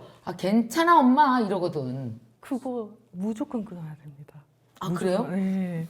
이명 난청에 대해서 이거 무조건 끊어야 되는 거 세 가지만 알려달라고. 아, 막 네네, 이렇게 꼭 알려주세요. 네. 얘기한다라고 하면 제가 네. 제일 첫 번째로 얘기하는 게 네. 이어폰 끼고 자지 마라. 저희가 원래는 이명 난청 환자분들이 큰일 나네. 나이가 많다라는 인식이 있잖아요. 네. 이렇게 뭐 어르신들이 다 이명 난청 있는 그렇지, 거 아니야? 그렇지. 이렇게 생각하는데 네. 저희 한의원에 소아부터 젊은 청소년들? 사람들이 진짜 많아요. 근데 어떡해. 특히 젊은 분들이 이제 갑자기 돌발성 난청이 오거나 해가지고 이제 깜짝 놀라서 헐레벌떡 오시는 돌발성 난청은 증상이 어때요? 분들은 자고 일어나는데 귀가 안 들려요. 어머머머. 네. 무섭겠다. 네, 그렇죠. 얼마나 당황하겠어요.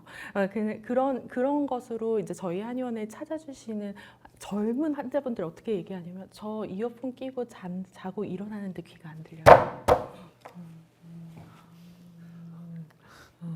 너 끼고 잤지? 저 그 갑자기 가슴 쓸어내리는 거 봐.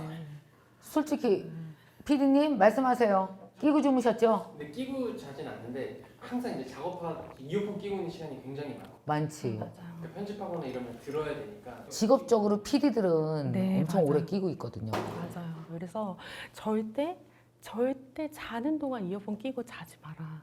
자는 동안 얼마나 혹사 당하겠어요.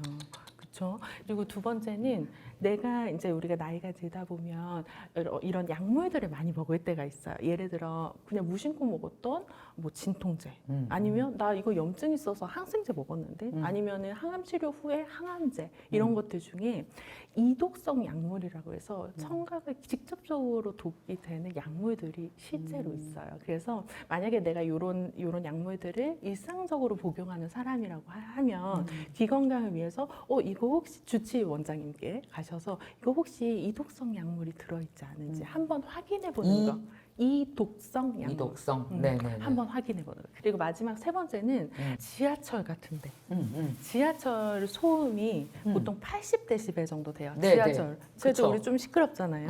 80대지. 실제로 귀가 아프다라고 손상이 오는 게 보통 80데시벨 이상의 소리부터예요. 그러니까 지하철 소음보다 내 음악 소리가 더 키워야 크게. 들리니까 네네. 더 키웠을 거다. 네네. 그것은 진짜. 그래서 지하철 타는 동안에 다 이어폰 끄고 유튜브 다 보고 있잖아요. 그 볼 때마다 어떡하지? 이명난청이 더 많이 생길 것 같은데 어떡하지? 이런 그 생각이 음악 들어요. 안 듣고 왜 그 노이즈 캔슬링을 네. 해놓은 상태에서 소리 좀 밖에 소음을 줄인 상태에서 보는 거는 차라리 낫겠네요. 근데 차라리 좀 그게 낫긴 하죠. 낫겠네요. 네. 제가 지하철에 오케이. 말씀드리는 게 가장 우리가 공감하기 쉬운 레벨이어서 그래요. 예를 들어서 스타벅스에서 거기 음악이 나와. 근데 그 음악보다 내 음악이 커야 될 거 아니야. 더 그쵸. 높여 들어. 그쵸. 그럼 스타벅스에서 3시간 공부하는 거 이어폰 끼고 안 좋네. 그래서 안 좋죠. 우리 막내 맨날 하는데. 아우, 다 걱정스럽다 애들 귀 건강이. 네, 제가 이어폰 끼는 사람들한테 우리 세계보건기구에서 WHO 네. 세계보건기구에서 60 법칙을 엄청나게 강조해요. 뭐예요? 이어폰 끼는 사람은 60분 이하로만 들어야 되고 최대 볼륨의 60% 이하로만 들어야 된다. 오케이. 어, 그럼 1시간 후에는 쉬어라. 1시간 후에는 쉬어라. 그래서 음. 예를 들어서 내가 일주일 동안 네. 하루에 8시간 이상 이어폰 끼면 안 되고 40시간 이상은 안 된다. 오케이. 그게 이제 우리 세계보건기구에서 정한 귀 건강에 대한 어떻게 보면 지침 같은 거예요. 근데 우리나라 사람들 요즘 그보다 훨씬 많이 그러면 사용하고 있고 우리 NDPD처럼 그 편집하느냐고 편집이 일이니까 이어폰 껴야 되거든요. 어쩔 수 없이. 자, 그러면은 귀 건강을 지키기 위해서 뭘 좀 하면 좋을까요? 일단 제가 아까도 말씀드렸듯이 어허. 60 법칙 지켜주셔야 되고 사실 20분 그거는 한번 쉬어. 모든 업무가 다 그렇지 않나요? 그 우리가 모니터를 볼 때도 60분 쉬어야 뒤에는 돼. 좀 눈 좀 쉬어줘야 되고 하는 것처럼 귀 작업을 할 때에도 네. 책 보는 것처럼 60분마다 조금 쉬어주셔야 된다. 그리고 우리 PD님의 작업 환경에 다른 소음이 있는 것보다는 조용한 상태에서 저것을 하시는 게 좋겠죠. 오케이, 그렇겠죠. 그래서 배경 음악 같은 거 높이지 않은 것이 더 작업 환경으로 좋으시다. 우리 안 떠들어요, 옆에서. 떠드는 건 별로 없지. 되게 좋은 네네. 네. 그리고 우리 PD님의 귀 건강을 위해서는 그 수면 시간을 충분히 확보한 상태에서 귀 작업을 하시는 것이 중요하다. 자, 이 책에 보면은요, 파트 4에 정말 자세하고 친절하게 나와 있어요. 귀가 망가진 숨겨진 이유에 대해서 나와 있거든요. 그 중에서 몇 가지 우리가 모르는 것 좀 소개해 주세요. 일단. 네네. 제가 한 5가지 정도를 해놨는데 네. 이 중에서 제가 강조드리는 거 3가지만 오늘 알려주세요. 말씀드리려고 하는데 방금 이야기 말씀드렸던 것처럼 첫 번째로 잠 부족한 거 이명난청에 치명적입니다. 잠이 부족한 상태로 오래 있으면 이명이 생길 확률 올라가는 거예요. 네, 매우 난청? 올라가고 진행될 확률도 너무 올라가기 때문에 그래. 제가 이명난청 완치 설명서를 쓰기 위해 수많은 환자분들이 이렇게 치료할 때 네. 가장 첫 번째로 돌려놓는 것이 수면 리듬이에요. 그래서 이명난청 환자분들 중에 교대 근무자가 많으세요. 수면 리듬이 깨진 분들이 그냥 내가 한창 이렇게 30대, 40대 한창 돈 벌고 사회활동하고 이럴 때는 교대 근무하고 뭐 2교대 하고 3교대 하고 이렇게 지냈었는데 나중에 이제 귀가 안 좋아지는 뭐 대학병원 간호사 선생님도 계셨고 교대 근무자가 정말 많으세요. 그래서 첫 번째가 숨겨진 원인이 수면 부족인 경우가 부족이다. 많다. 그래서 잠은 아무리 강조해도 지나치지 않은 것 같아요. 모든 것에 다. 네. 그래서 잠 꼭 생각해 주시면 좋고요. 두 번째는 귀 건강에서 반드시 또 우리가 체크해 줘야 되는 것이 코로 숨 쉬는 거예요. 네. 그러니까 코가 숨을 못 쉬게 되면 제가 음. 환자들한테 코 숨 못 쉬면요 귀도 숨을 못 쉬어요 이렇게 얘기해요. 그래요? 무슨 말이냐면 우리가 이 코랑 귀는 원래는 이비인후과 이렇게 가면 이제 비염 따로 보고 이명 따로 보고 이렇게 보잖아요. 근데 실제로는 정말 그 이비인후과라고 묶어져 있는 거와 동일하게 이 귀와 코는 연관이 되어 있어요. 기능적으로도 그렇고 구조적으로도 이미 연관이 되어 있어요. 그래서 만성 비염 환자분들, 네. 만성 비염 요즘 이제 환절기잖아요. 그래서 만성 비염 환자분들이나 또 비염에서 조금 더 지나가서 뭐 수면 무호흡이 있는 환자분들, 이런 호흡기 질환 환자분들은 반드시 그거를 해결해 주셔야 이명난청이 낫는다. 그래서 두 번째 제가 충격의 원인은 코 건강. 그러니까 코가 숨을 쉬어야 귀도 숨을 쉴 수 있다라는 거 말씀드리고 싶고요. 마지막에 세 번째로 또 강조드리는 것은 목이 틀어지면 이명난청이 생긴다.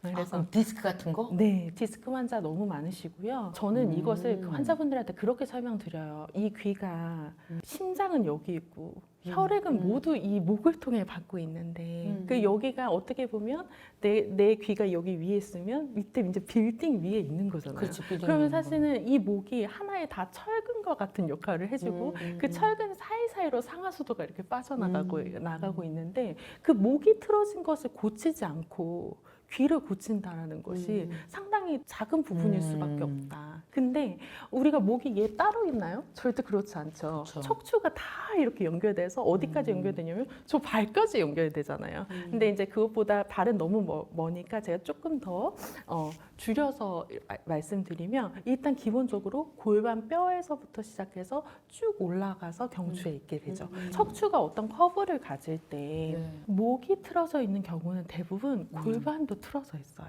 왜냐면 하나로 되어 있으니까. 그래서 결국에 이명난청을 치료하러 왔는데 전신의 뼈의 정렬이나 이런 것들을 교정을 해줘야 되는 이유는 이것이 여기 위에 있고 그것으로 실제로 혈액 공급을 받기 때문에 너무 중요하다. 그래서 목 중에서도 제가 정말 그 많이 강조드리는 부분이 이 목이랑 네. 이 두 개 골 사이의 부분 있잖아요. 네. 딱 그 받치고 있는 그 사이 부분, 그 사이 부분이 말랑말랑한 게 너무 중요해요. 그 사이 부분이 어디요? 여기 목을 받치는 부분과 두 목을 개 받치는 머리뼈가 있죠. 뼈가 있어 이렇게 고개를 하면은, 젖히면 딱 접히는 그 부분. 머리카락보다 살짝 위에 있거든요. 네. 쏙 들어간 부분. 거기가 말랑말랑한 게 너무 중요하다.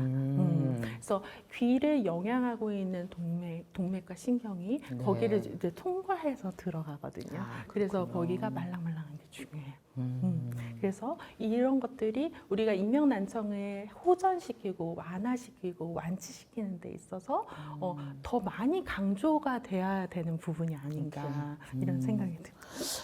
지금 갈수록 여러분들이 나 이 책을 꼭 읽어봐야 되겠다는 생각이 막 쏙쏙 드실 것 같아요. 자, 이번에 이명난청 책 쓰시면서 이렇게 저자로서 이제 독자들에게 네. 꼭 전달해주고 싶은 마지막 말은 어떤 게 있으실까요? 마지막 말이요? 네. 사실 귀 건강을 지키는 거 제가 말씀드리는 이런 방법들은 단순히 귀 하나만 건강하게 하는 건 아니에요.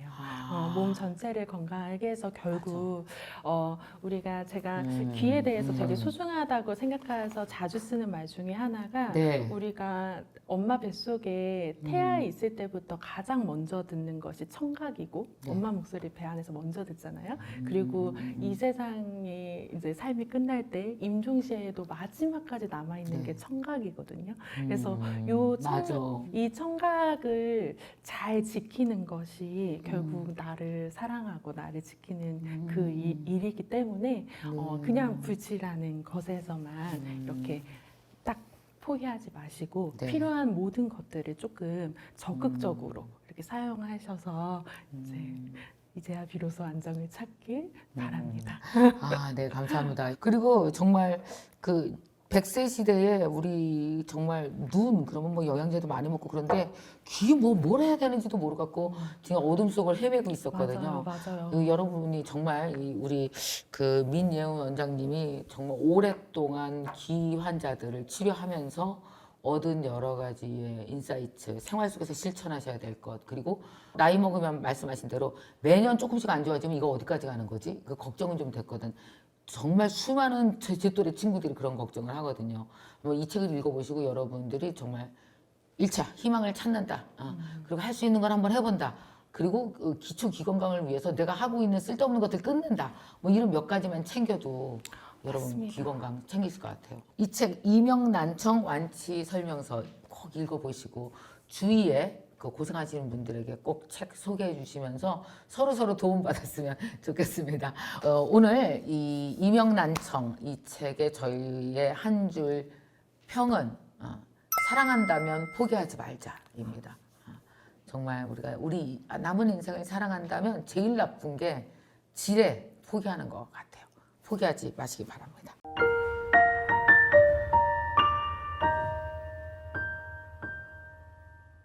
건강검진은 꼭 해야 되는 거 맞나요? 우리나라에서 태어났으면 누리고 살아야 됩니다. 보통 한 번 찍는데 100만 원 넘는데 하실 필요가 전혀 없어요. 몇 번만 찍어도 그냥 바로 암이 생긴다고 보시면 돼요. 오히려 더 암세포가 생길 수도 있다. 오히려. 건강검진을 좀 더 저렴하게 가성비 높게 뭐가 있을까요? 자, 이제 건강검진의 철이 돌아왔습니다. 그죠? 이제 저도 건강검진 이제 바로 며칠 후에 할 거거든요. 건강검진. 옛날에 그렇게 많이 안 했었던 것 같아요. 근데 이제 건강할 때 지키자. 그리고 미리 예방할 수 있는 걸 하자. 라는 차원에서 사실 전 국민 거의 다 건강검진을 하고 있고, 직장에서도 하고 있고, 개인적으로도 하고 있단 말이에요. 할 때마다 좀 헷갈립니다. 이거 꼭 해야 될까? 이건 매년 해야 될까? 이거 안 하는 바람에 누가 뒤늦게 암이 발견됐대 정말 많은 얘기가 있잖아요. 그래서 건강검진을 너무 많이 해서도 걱정인 것 같기도 하고, 혹은 빠뜨리고 해서 또 걱정인 것 같기도 하고, 이래저래 걱정입니다. 현직 의사 선생님 모시고 건강검진에 대해서 알아보겠습니다. 안녕하세요. 네, 안녕하세요. 네. 서울에서 예젤유 의원을 운영하고 있는 네. 영상의학과 전문의 이원경입니다. 예젤유? 유자가 이제 여자들 유방할 때 유자예요. 유방을 이제 메인으로 하는 의원입니다. 네. 건강검진은 꼭 해야 되는 거 맞나요?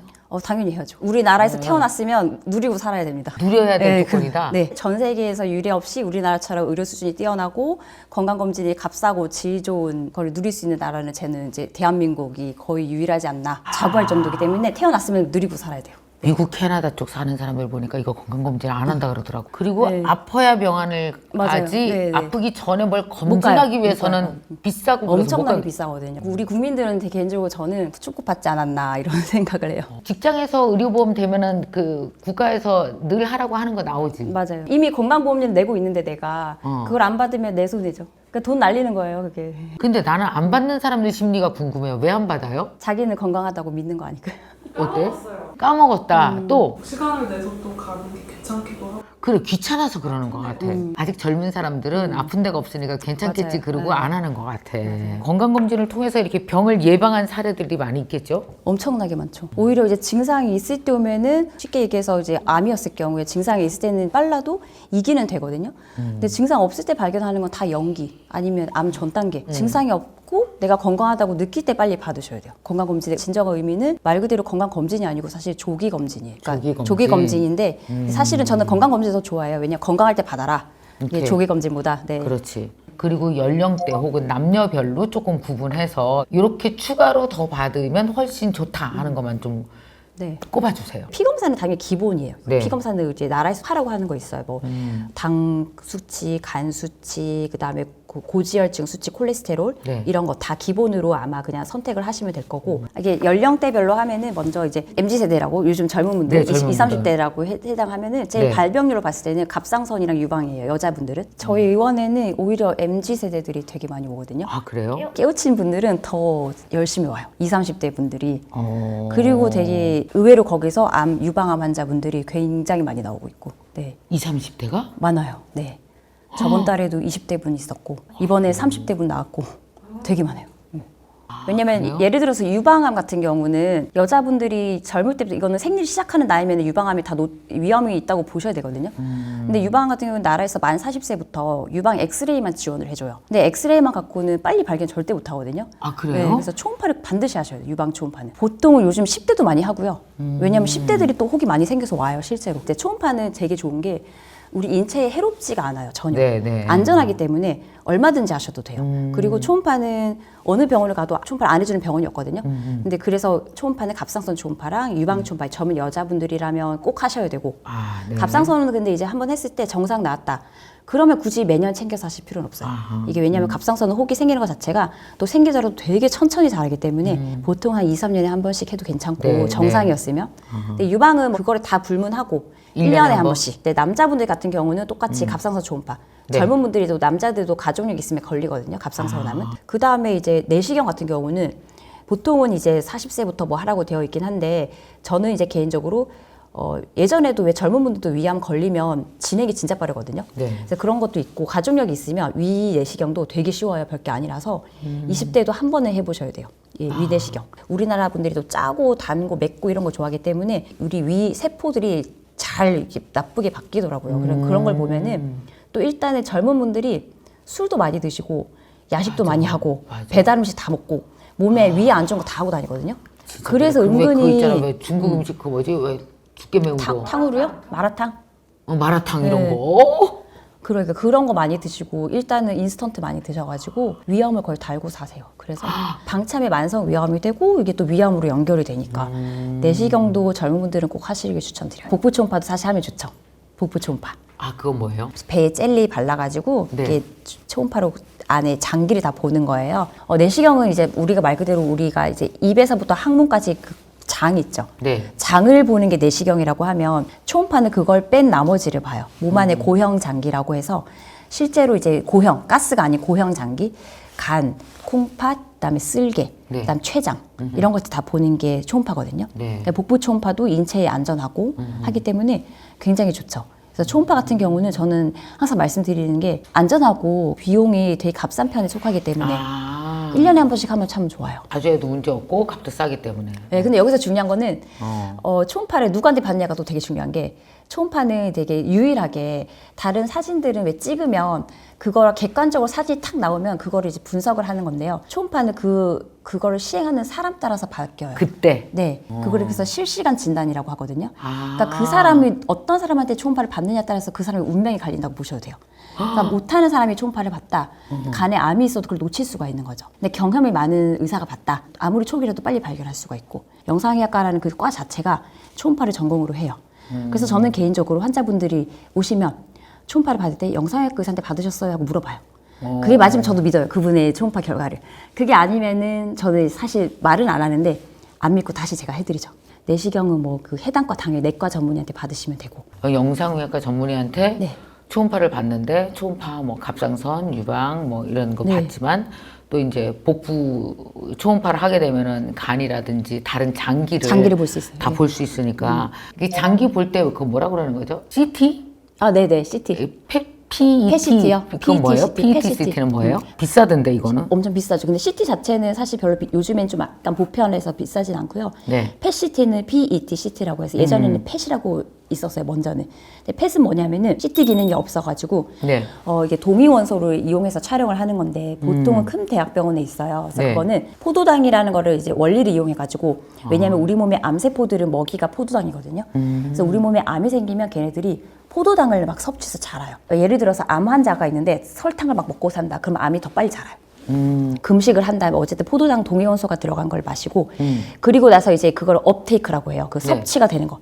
그럼 암세포가 그걸 업테이크를 하거든요. 그러면은 그다음 사진을 찍으면 암세포만 쫙 환하게 빛이 나서 보이기 시작해요. 여기서 스캔을 그렇게 하는 건데 그래서 근데 그게 단점이 뭐냐면은 방사선의 노출이 굉장히 세요.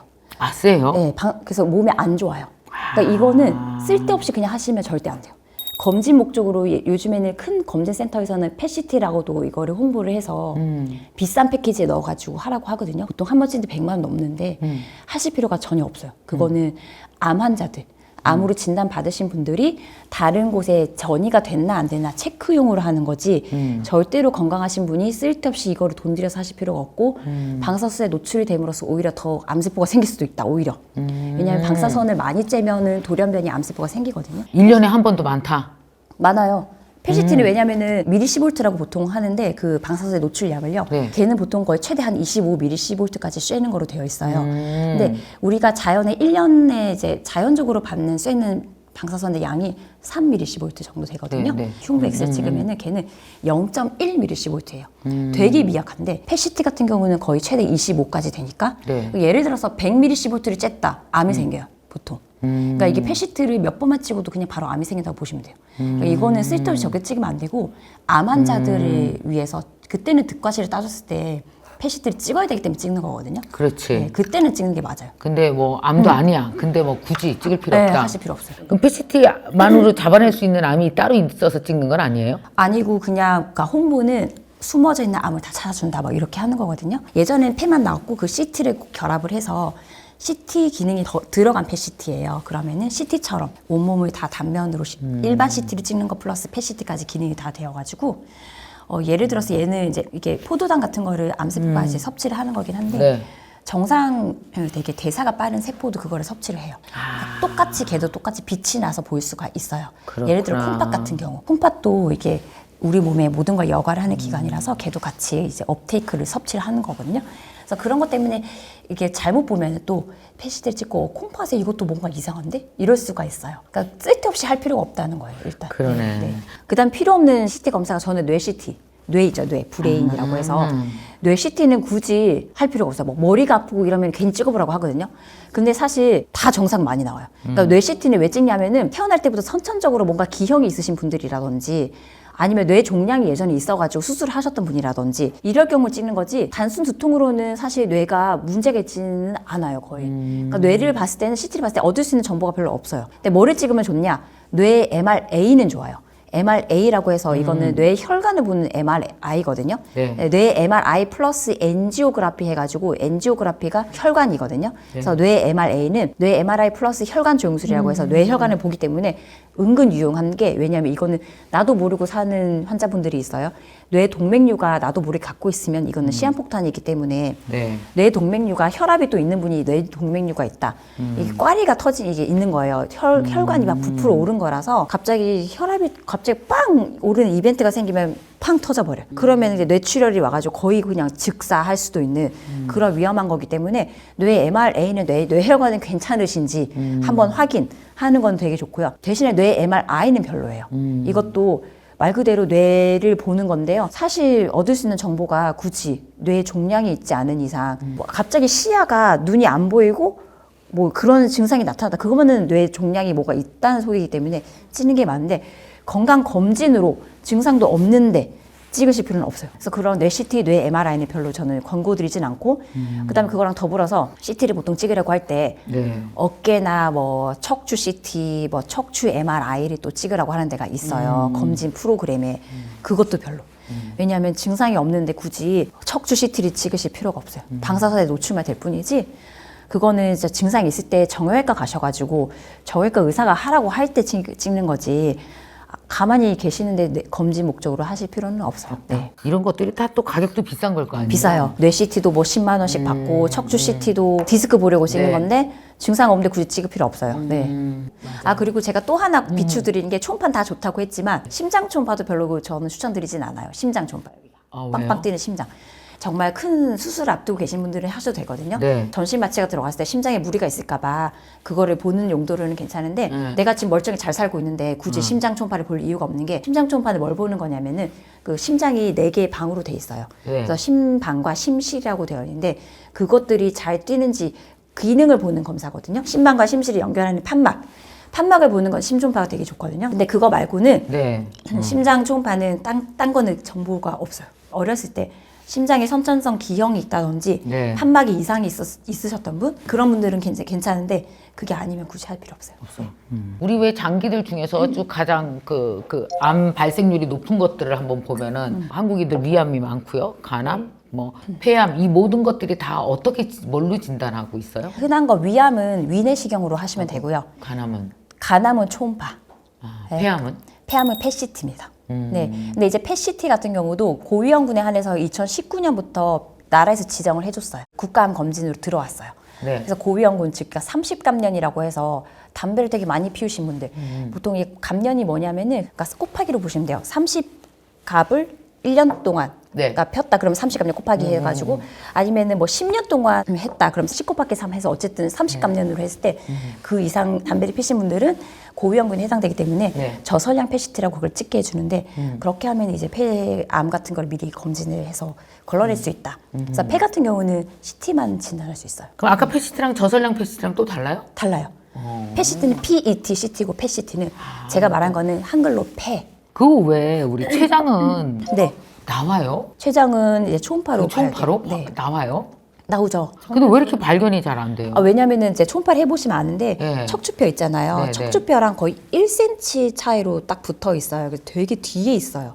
뒤에 후복막에. 그래서 초음파를 하면은 잘 못하는 분들이 하면 췌장을 다 못 봐요. 근데 어쨌든 췌장을 보는 것도 사실 요령이 있거든요. 그 환자분한테 뭐 숨을 이렇게 쉬어라 자세를 또 바꿔서도 보고 저는 되게 다양한 각도로 그러면 췌장 앞에 위대장이 지나가기 때문에 네. 걔네들이 막 움직여서 비킨 다음에 막 봐야 돼요. 그래서 초음파를 하는 그 의사 그것 따라 천차만별이고 그 다음에 췌장 자체를 또 완벽하게 보는 거는 CT, 복부 CT. 이것도 또 그러면은 뭐죠? 방사선에 방사선 노출이 네, 되나요? 근데 걔는 훨씬 적죠. 예, CT 같은 경우는 저설량 펫시티는 6mC, 한 5에서 6mm. 네. 근데 펫시티는 조영제가 아까. 들어가면은 평균 10 정도.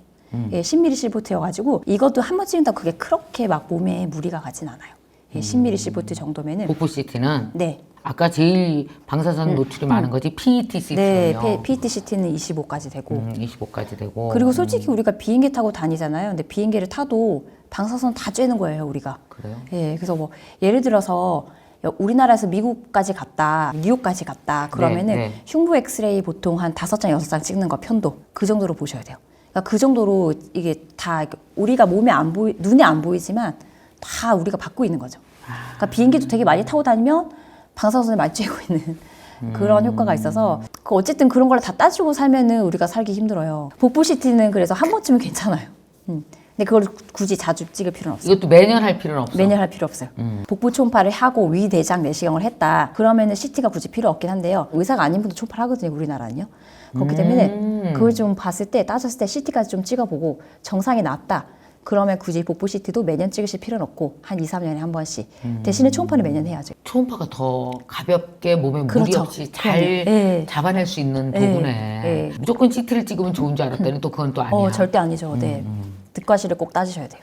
꼭 따져야 된다. 아, 이런 것도 전혀 몰랐네요. 많이들 몰라요. 일반인들은 왜 이렇게 그쵸, 모르지? 몰라요. 이런 걸 네. 자세히 누가 뭐 어떻게 설명해 주는 것도 아니고 네, 하니까. 맞아요. 네. 췌장암 말고도 건강검진으로 발견이 어려운 암이 있어요? 췌장암은 일단 건강검진으로 발견하기도 힘들진 한데 후 복강이 있으니까 췌장하고 더불어서 되게 복막강 뒤에 있는 장기가 유일하게 콩팥이 있어요.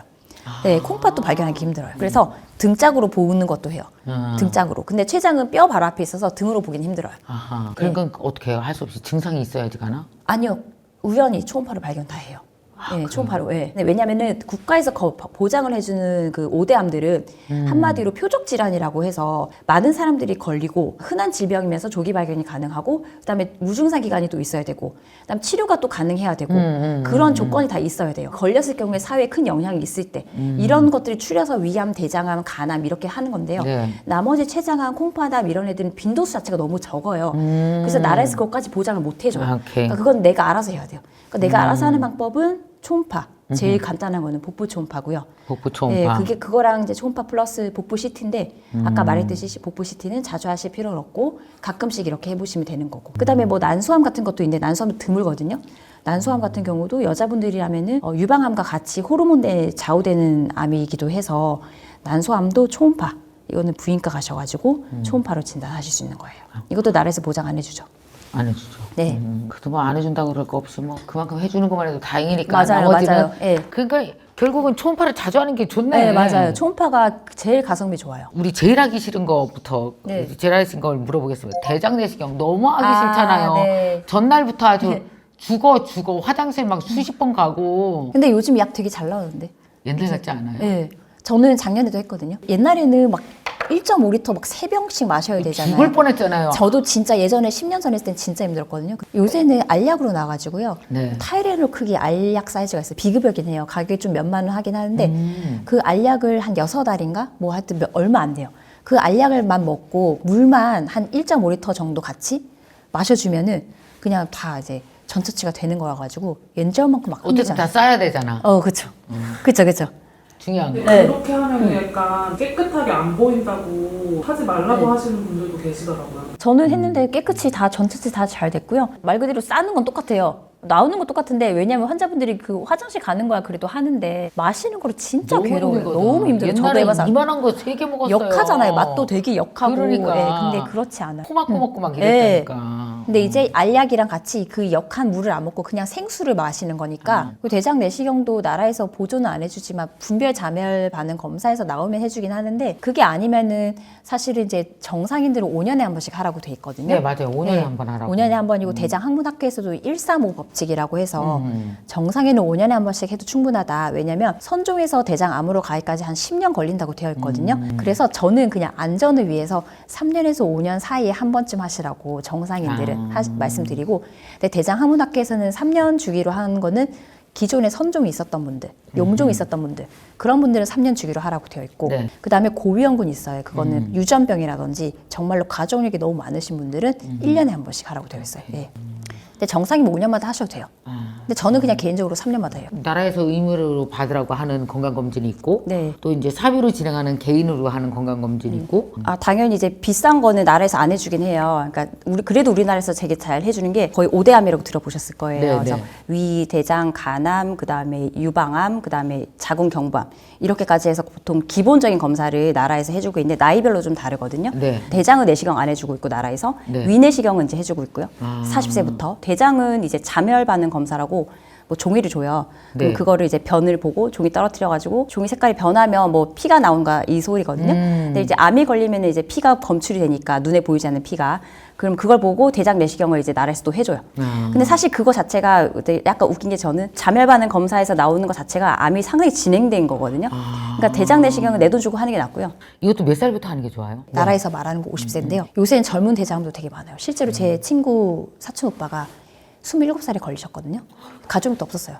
근데 그분은 식습관 때문에 걸리신 것 같고 20대도 걸리기 때문에 저는 30대가 넘으면 좀 하는 게 좋지 않나 대장 싶어요. 내시경. 네. 그럼 건강검진은 얼마 만에 한 번씩 1년에 한 번씩 하면 충분한 거예요? 네, 1년에 한 번씩. 위내시경은 저는 1년에 한 번씩 개인적으로 권고드리고 초음파도 다 1년에 한 번씩 제일 좋아요. 그거 오케이. 빼고는 쓸데없이 방사선에 노출되고 또 가격도 비싸고 하니까 굳이 그건 주치 선생님의 의견 따라서 하시면 돼요. 네. CT 같은 거는. 네. 건강검진 할 때 어떤 병원을 선택하는 게 좋다? 건강검진을 좀 더 저렴하게 좀 네. 잘 받는 방법, 가성비 높게 뭐가 네. 있을까요? 검진 센터를 만약에 내가 고르고 싶다 그러면 예진이라고 해서 의사 선생님 만나가지고 그 타입별로 개개인별로 선택을 그 의사 선생님이 추천해주는 검사를 개인적으로 하라고 말씀드리고 싶어요. 예를 들어서 나는 가족력이 갑상선이나 유방암이 있다. 그러면은 유방 초음파를 우선으로 먼저 넣어주고 뭐 다른 데 검진센터 가시면 패키지로 막 많이들 하거든요. 묶어가지고 뭐 이렇게 싹 다 해서 종합검진 뭐 100만 원 막 이렇게 했는데 그렇게 하면 내가 원하는 거를 내가 할 수가 없어요. 그래서 제가 개인적으로 추천드리는 거는 대형 검진센터도 좋긴 하지만 그거보다는 개인적으로 약간 이제 소소하게 하는 병원. 그다음 플러스 이것도 되게 중요한 게 검사를 끝나고 나서 관리를 해줘야 돼요. 그 환자분을. 검사를 해서 다 정상 나면 당연히 좋은 건데 요즘에는 거의 뭐 고혈압, 당뇨 이런 거 되게 많거든요. 근데 그거를 우편으로 받아보면은 어쩌란 말인지 내가 모를 때가 많아요. 근데 그거를 결과를 직접 내가 의사한테 듣고 그분이 이거는 이렇게 하셔야 된다. 이거는 약을 먹어야 된다. 이거는 초음파는 지금 6개월에 한 번씩 하셔야 된다. 이렇게 말해주는 그런 센터에서 검사하시는 걸 저는 권고를 드려요. 저도 건강검진 봤거든요. 세브란스? 대학병원도 좋죠. 왜냐하면은 아까 제가 잠깐 말씀드렸는데 의사가 초음파를 안 하는 데가 되게 많아요. 그래서 그분들은 이제 면허가 없기 때문에 사실 엄밀히 말하면은 뒤에서 의사가 감독을 하지 않으면 불법이에요. 그래서 그런 곳이 굉장히 많거든요. 그러니까 의사가 아닌 사람들이 초음파를 해서 암 놓치는 것도 솔직히 많아요. 대학병원에서 건강검진 하시면 일단은 영상의학과 전문의가 초음파를 해요. 그래서 그거는 굉장히 좋은데 다만 단점을 굳이 꼽자면 대학병원에서 건강검진센터는 영상의과 전문의들이 좀 자주 바뀌어요.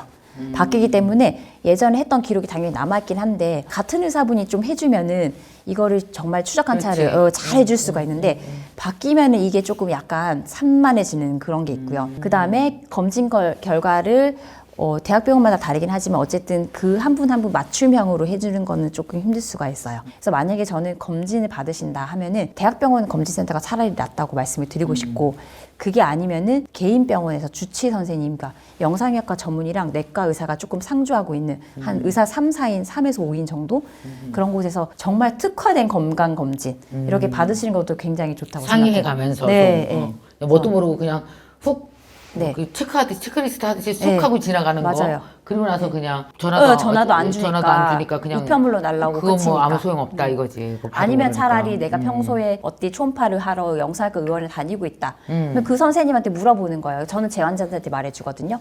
이거 내과 가서 받으시라고. 그러면 그게 다 완벽해지는 거예요. 그러니까 만약에 내가 나는 그러면은 예를 들어서 환자분들이 착각하는 게 나는 원래 병원에 자주 다니니까 건강검진 따로 안 해도 돼 이러시는데 그게 아니고 나는 고혈압 때문에 내과를 다녔단 말이에요. 그래서 그 고혈압 약을 먹고 있어. 왠지 나는 병원에 자주 다녔으니까 건강검진을 굳이 안 해도 왠지 의사 선생님이 알아서 잘 해줄 것 같은 느낌? 그거는 되게 착각이고 절대 그렇지 않고요. 건강검진은 말 그대로 쫙 훑어봐야 돼요. 그래서 그런 거는 내가 주치 선생님이 계신다. 그러면 뭐를 하는 게 좋을까 하고 여쭤보시는 게 되게 좋아요. 그 나라에서 때 되면 건강검진 하라고 이제 날라오잖아요. 국내에 이런 병원 중에 받을 수 있다라고 하면은 대체로 그냥 집 근처에 가까운 병원 가시거든요. 저는 그래서 환자분들이 이제 직장에서 단체로 건강검진 많이 받잖아요. 네. 막말로 빵꾸나게 너무 많아요. 놓친 게 너무 많아요. 정말로. 그래서 그런 거는 약간 채로 거르는 느낌으로 하셔야 되고요. 개인적으로 저는 건강검진을 또 따로 받으시기를 좀 권고드리긴 해요. 얼마 전에 담낭에 용종 뭐 하나가 있었다고 하셨는데 용종이뿐만이 아니고 뭐 간에 뭐 혈관종도 있고 뭐도 있고 지금 난리가 났는데 용종만 있었대요 분명히. 그래서 그런 식으로 놓치는 게 되게 많아요. 그러니까 초음파는 정말로 잘 받으셔야 돼요. 나라에서는 건강검진이든 그러니까 한 군데 병원 가서 이렇게 다 하기는 사실 어려운 거죠. 예를 들어 뭐 내과도 가고 산부인과도 가고 뭐 명상을 하시는 계신데 가고 그렇게 여러 군데를 가야지 나라에서 하는 것도 마무리가 되는 건가요? 그게 5대암 건강검진 다 되는 내과 검진센터가 꽤 많아요. 큰 내과 병원을 가시면 내과 의원인데 거기 가면 의사들이 이제 봉직 선생님들이 원장님들이 한 5분 있다.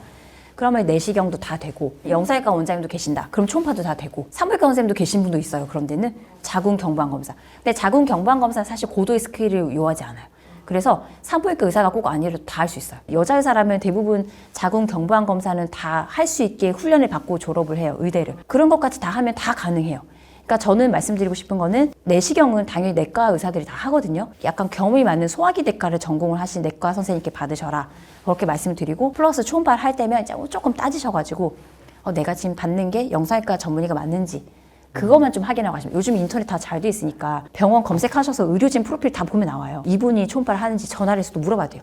나 지금 건강검진 예약했는데 초음파를 어느 선생님이 해주시나요? 물어보고 확인하고 가시면 돼요. 근데 우리는 이렇게 맨날 이렇게 매년 하고 사는 건데도 이렇게 정확한 정보가 없이 그냥 대충 했나 모르겠어요. 정보가 그죠? 워낙 많아가지고 이제는 오히려 불필요한 것들을 많이 하시고 여러분들이 사실 건강검진에 대해서 여러 가지 오해도 하고 있고 착각도 하고 있고 막 이런 것들을 많이 오늘 같이 풀어서 얘기를 해봤습니다. 오늘 이원경 선생님이 건강검진에 대해서 이렇게 얘기 많이 해주셨잖아요. 그래서 가성비 높게 효과도 있게 쓱 대충 하는 것이 아니라 기왕에 1년에 한 번 맘먹고 그래도 반나절 휴가 내서 가서 하는 거라면 제대로 해야 된다. 그리고 또 너무 비싸게, 너무 무리하게 불필요한 것들을 하는 것도 문제고 딱 필요한 것들만 여러분 잘 하시고 대신 사전에 잘 상담하셔서 받으시고 그다음 받고 난 다음에 또 한번 내 증상에 대해서 잘 상담하셔서 효과 있는 건강검진이 되셨으면 좋겠습니다. 자, 마지막으로 우리 NKTV 구독자분들에게 잘 하시라고 이렇게 당부 말씀 한번 해주세요. 네네. 젊은 분들도 암이 되게 많이 증가하고 있거든요. 20대 분들 암 발생률이 거의 이제 10% 이상까지 올라갔다고 되어 있어요. 20대 이상 분들. 젊을수록, 그러니까 젊다고 방심하지 마시고 젊을 때 증상 없을 때 건강 검진 꼭 하시는 거 제가 꼭 당부해 말씀드리고 그렇지 않으면 이제 호미로 막을 거를 가래로 막을 수 있다. 미루지 마시고 제때제때 꼭 한 번씩 1년에 한 번씩 꼭 하시기를 당부 부탁드립니다. 자, 이원경 선생님 오늘 감사합니다. 네, 감사합니다. 네, 고맙습니다.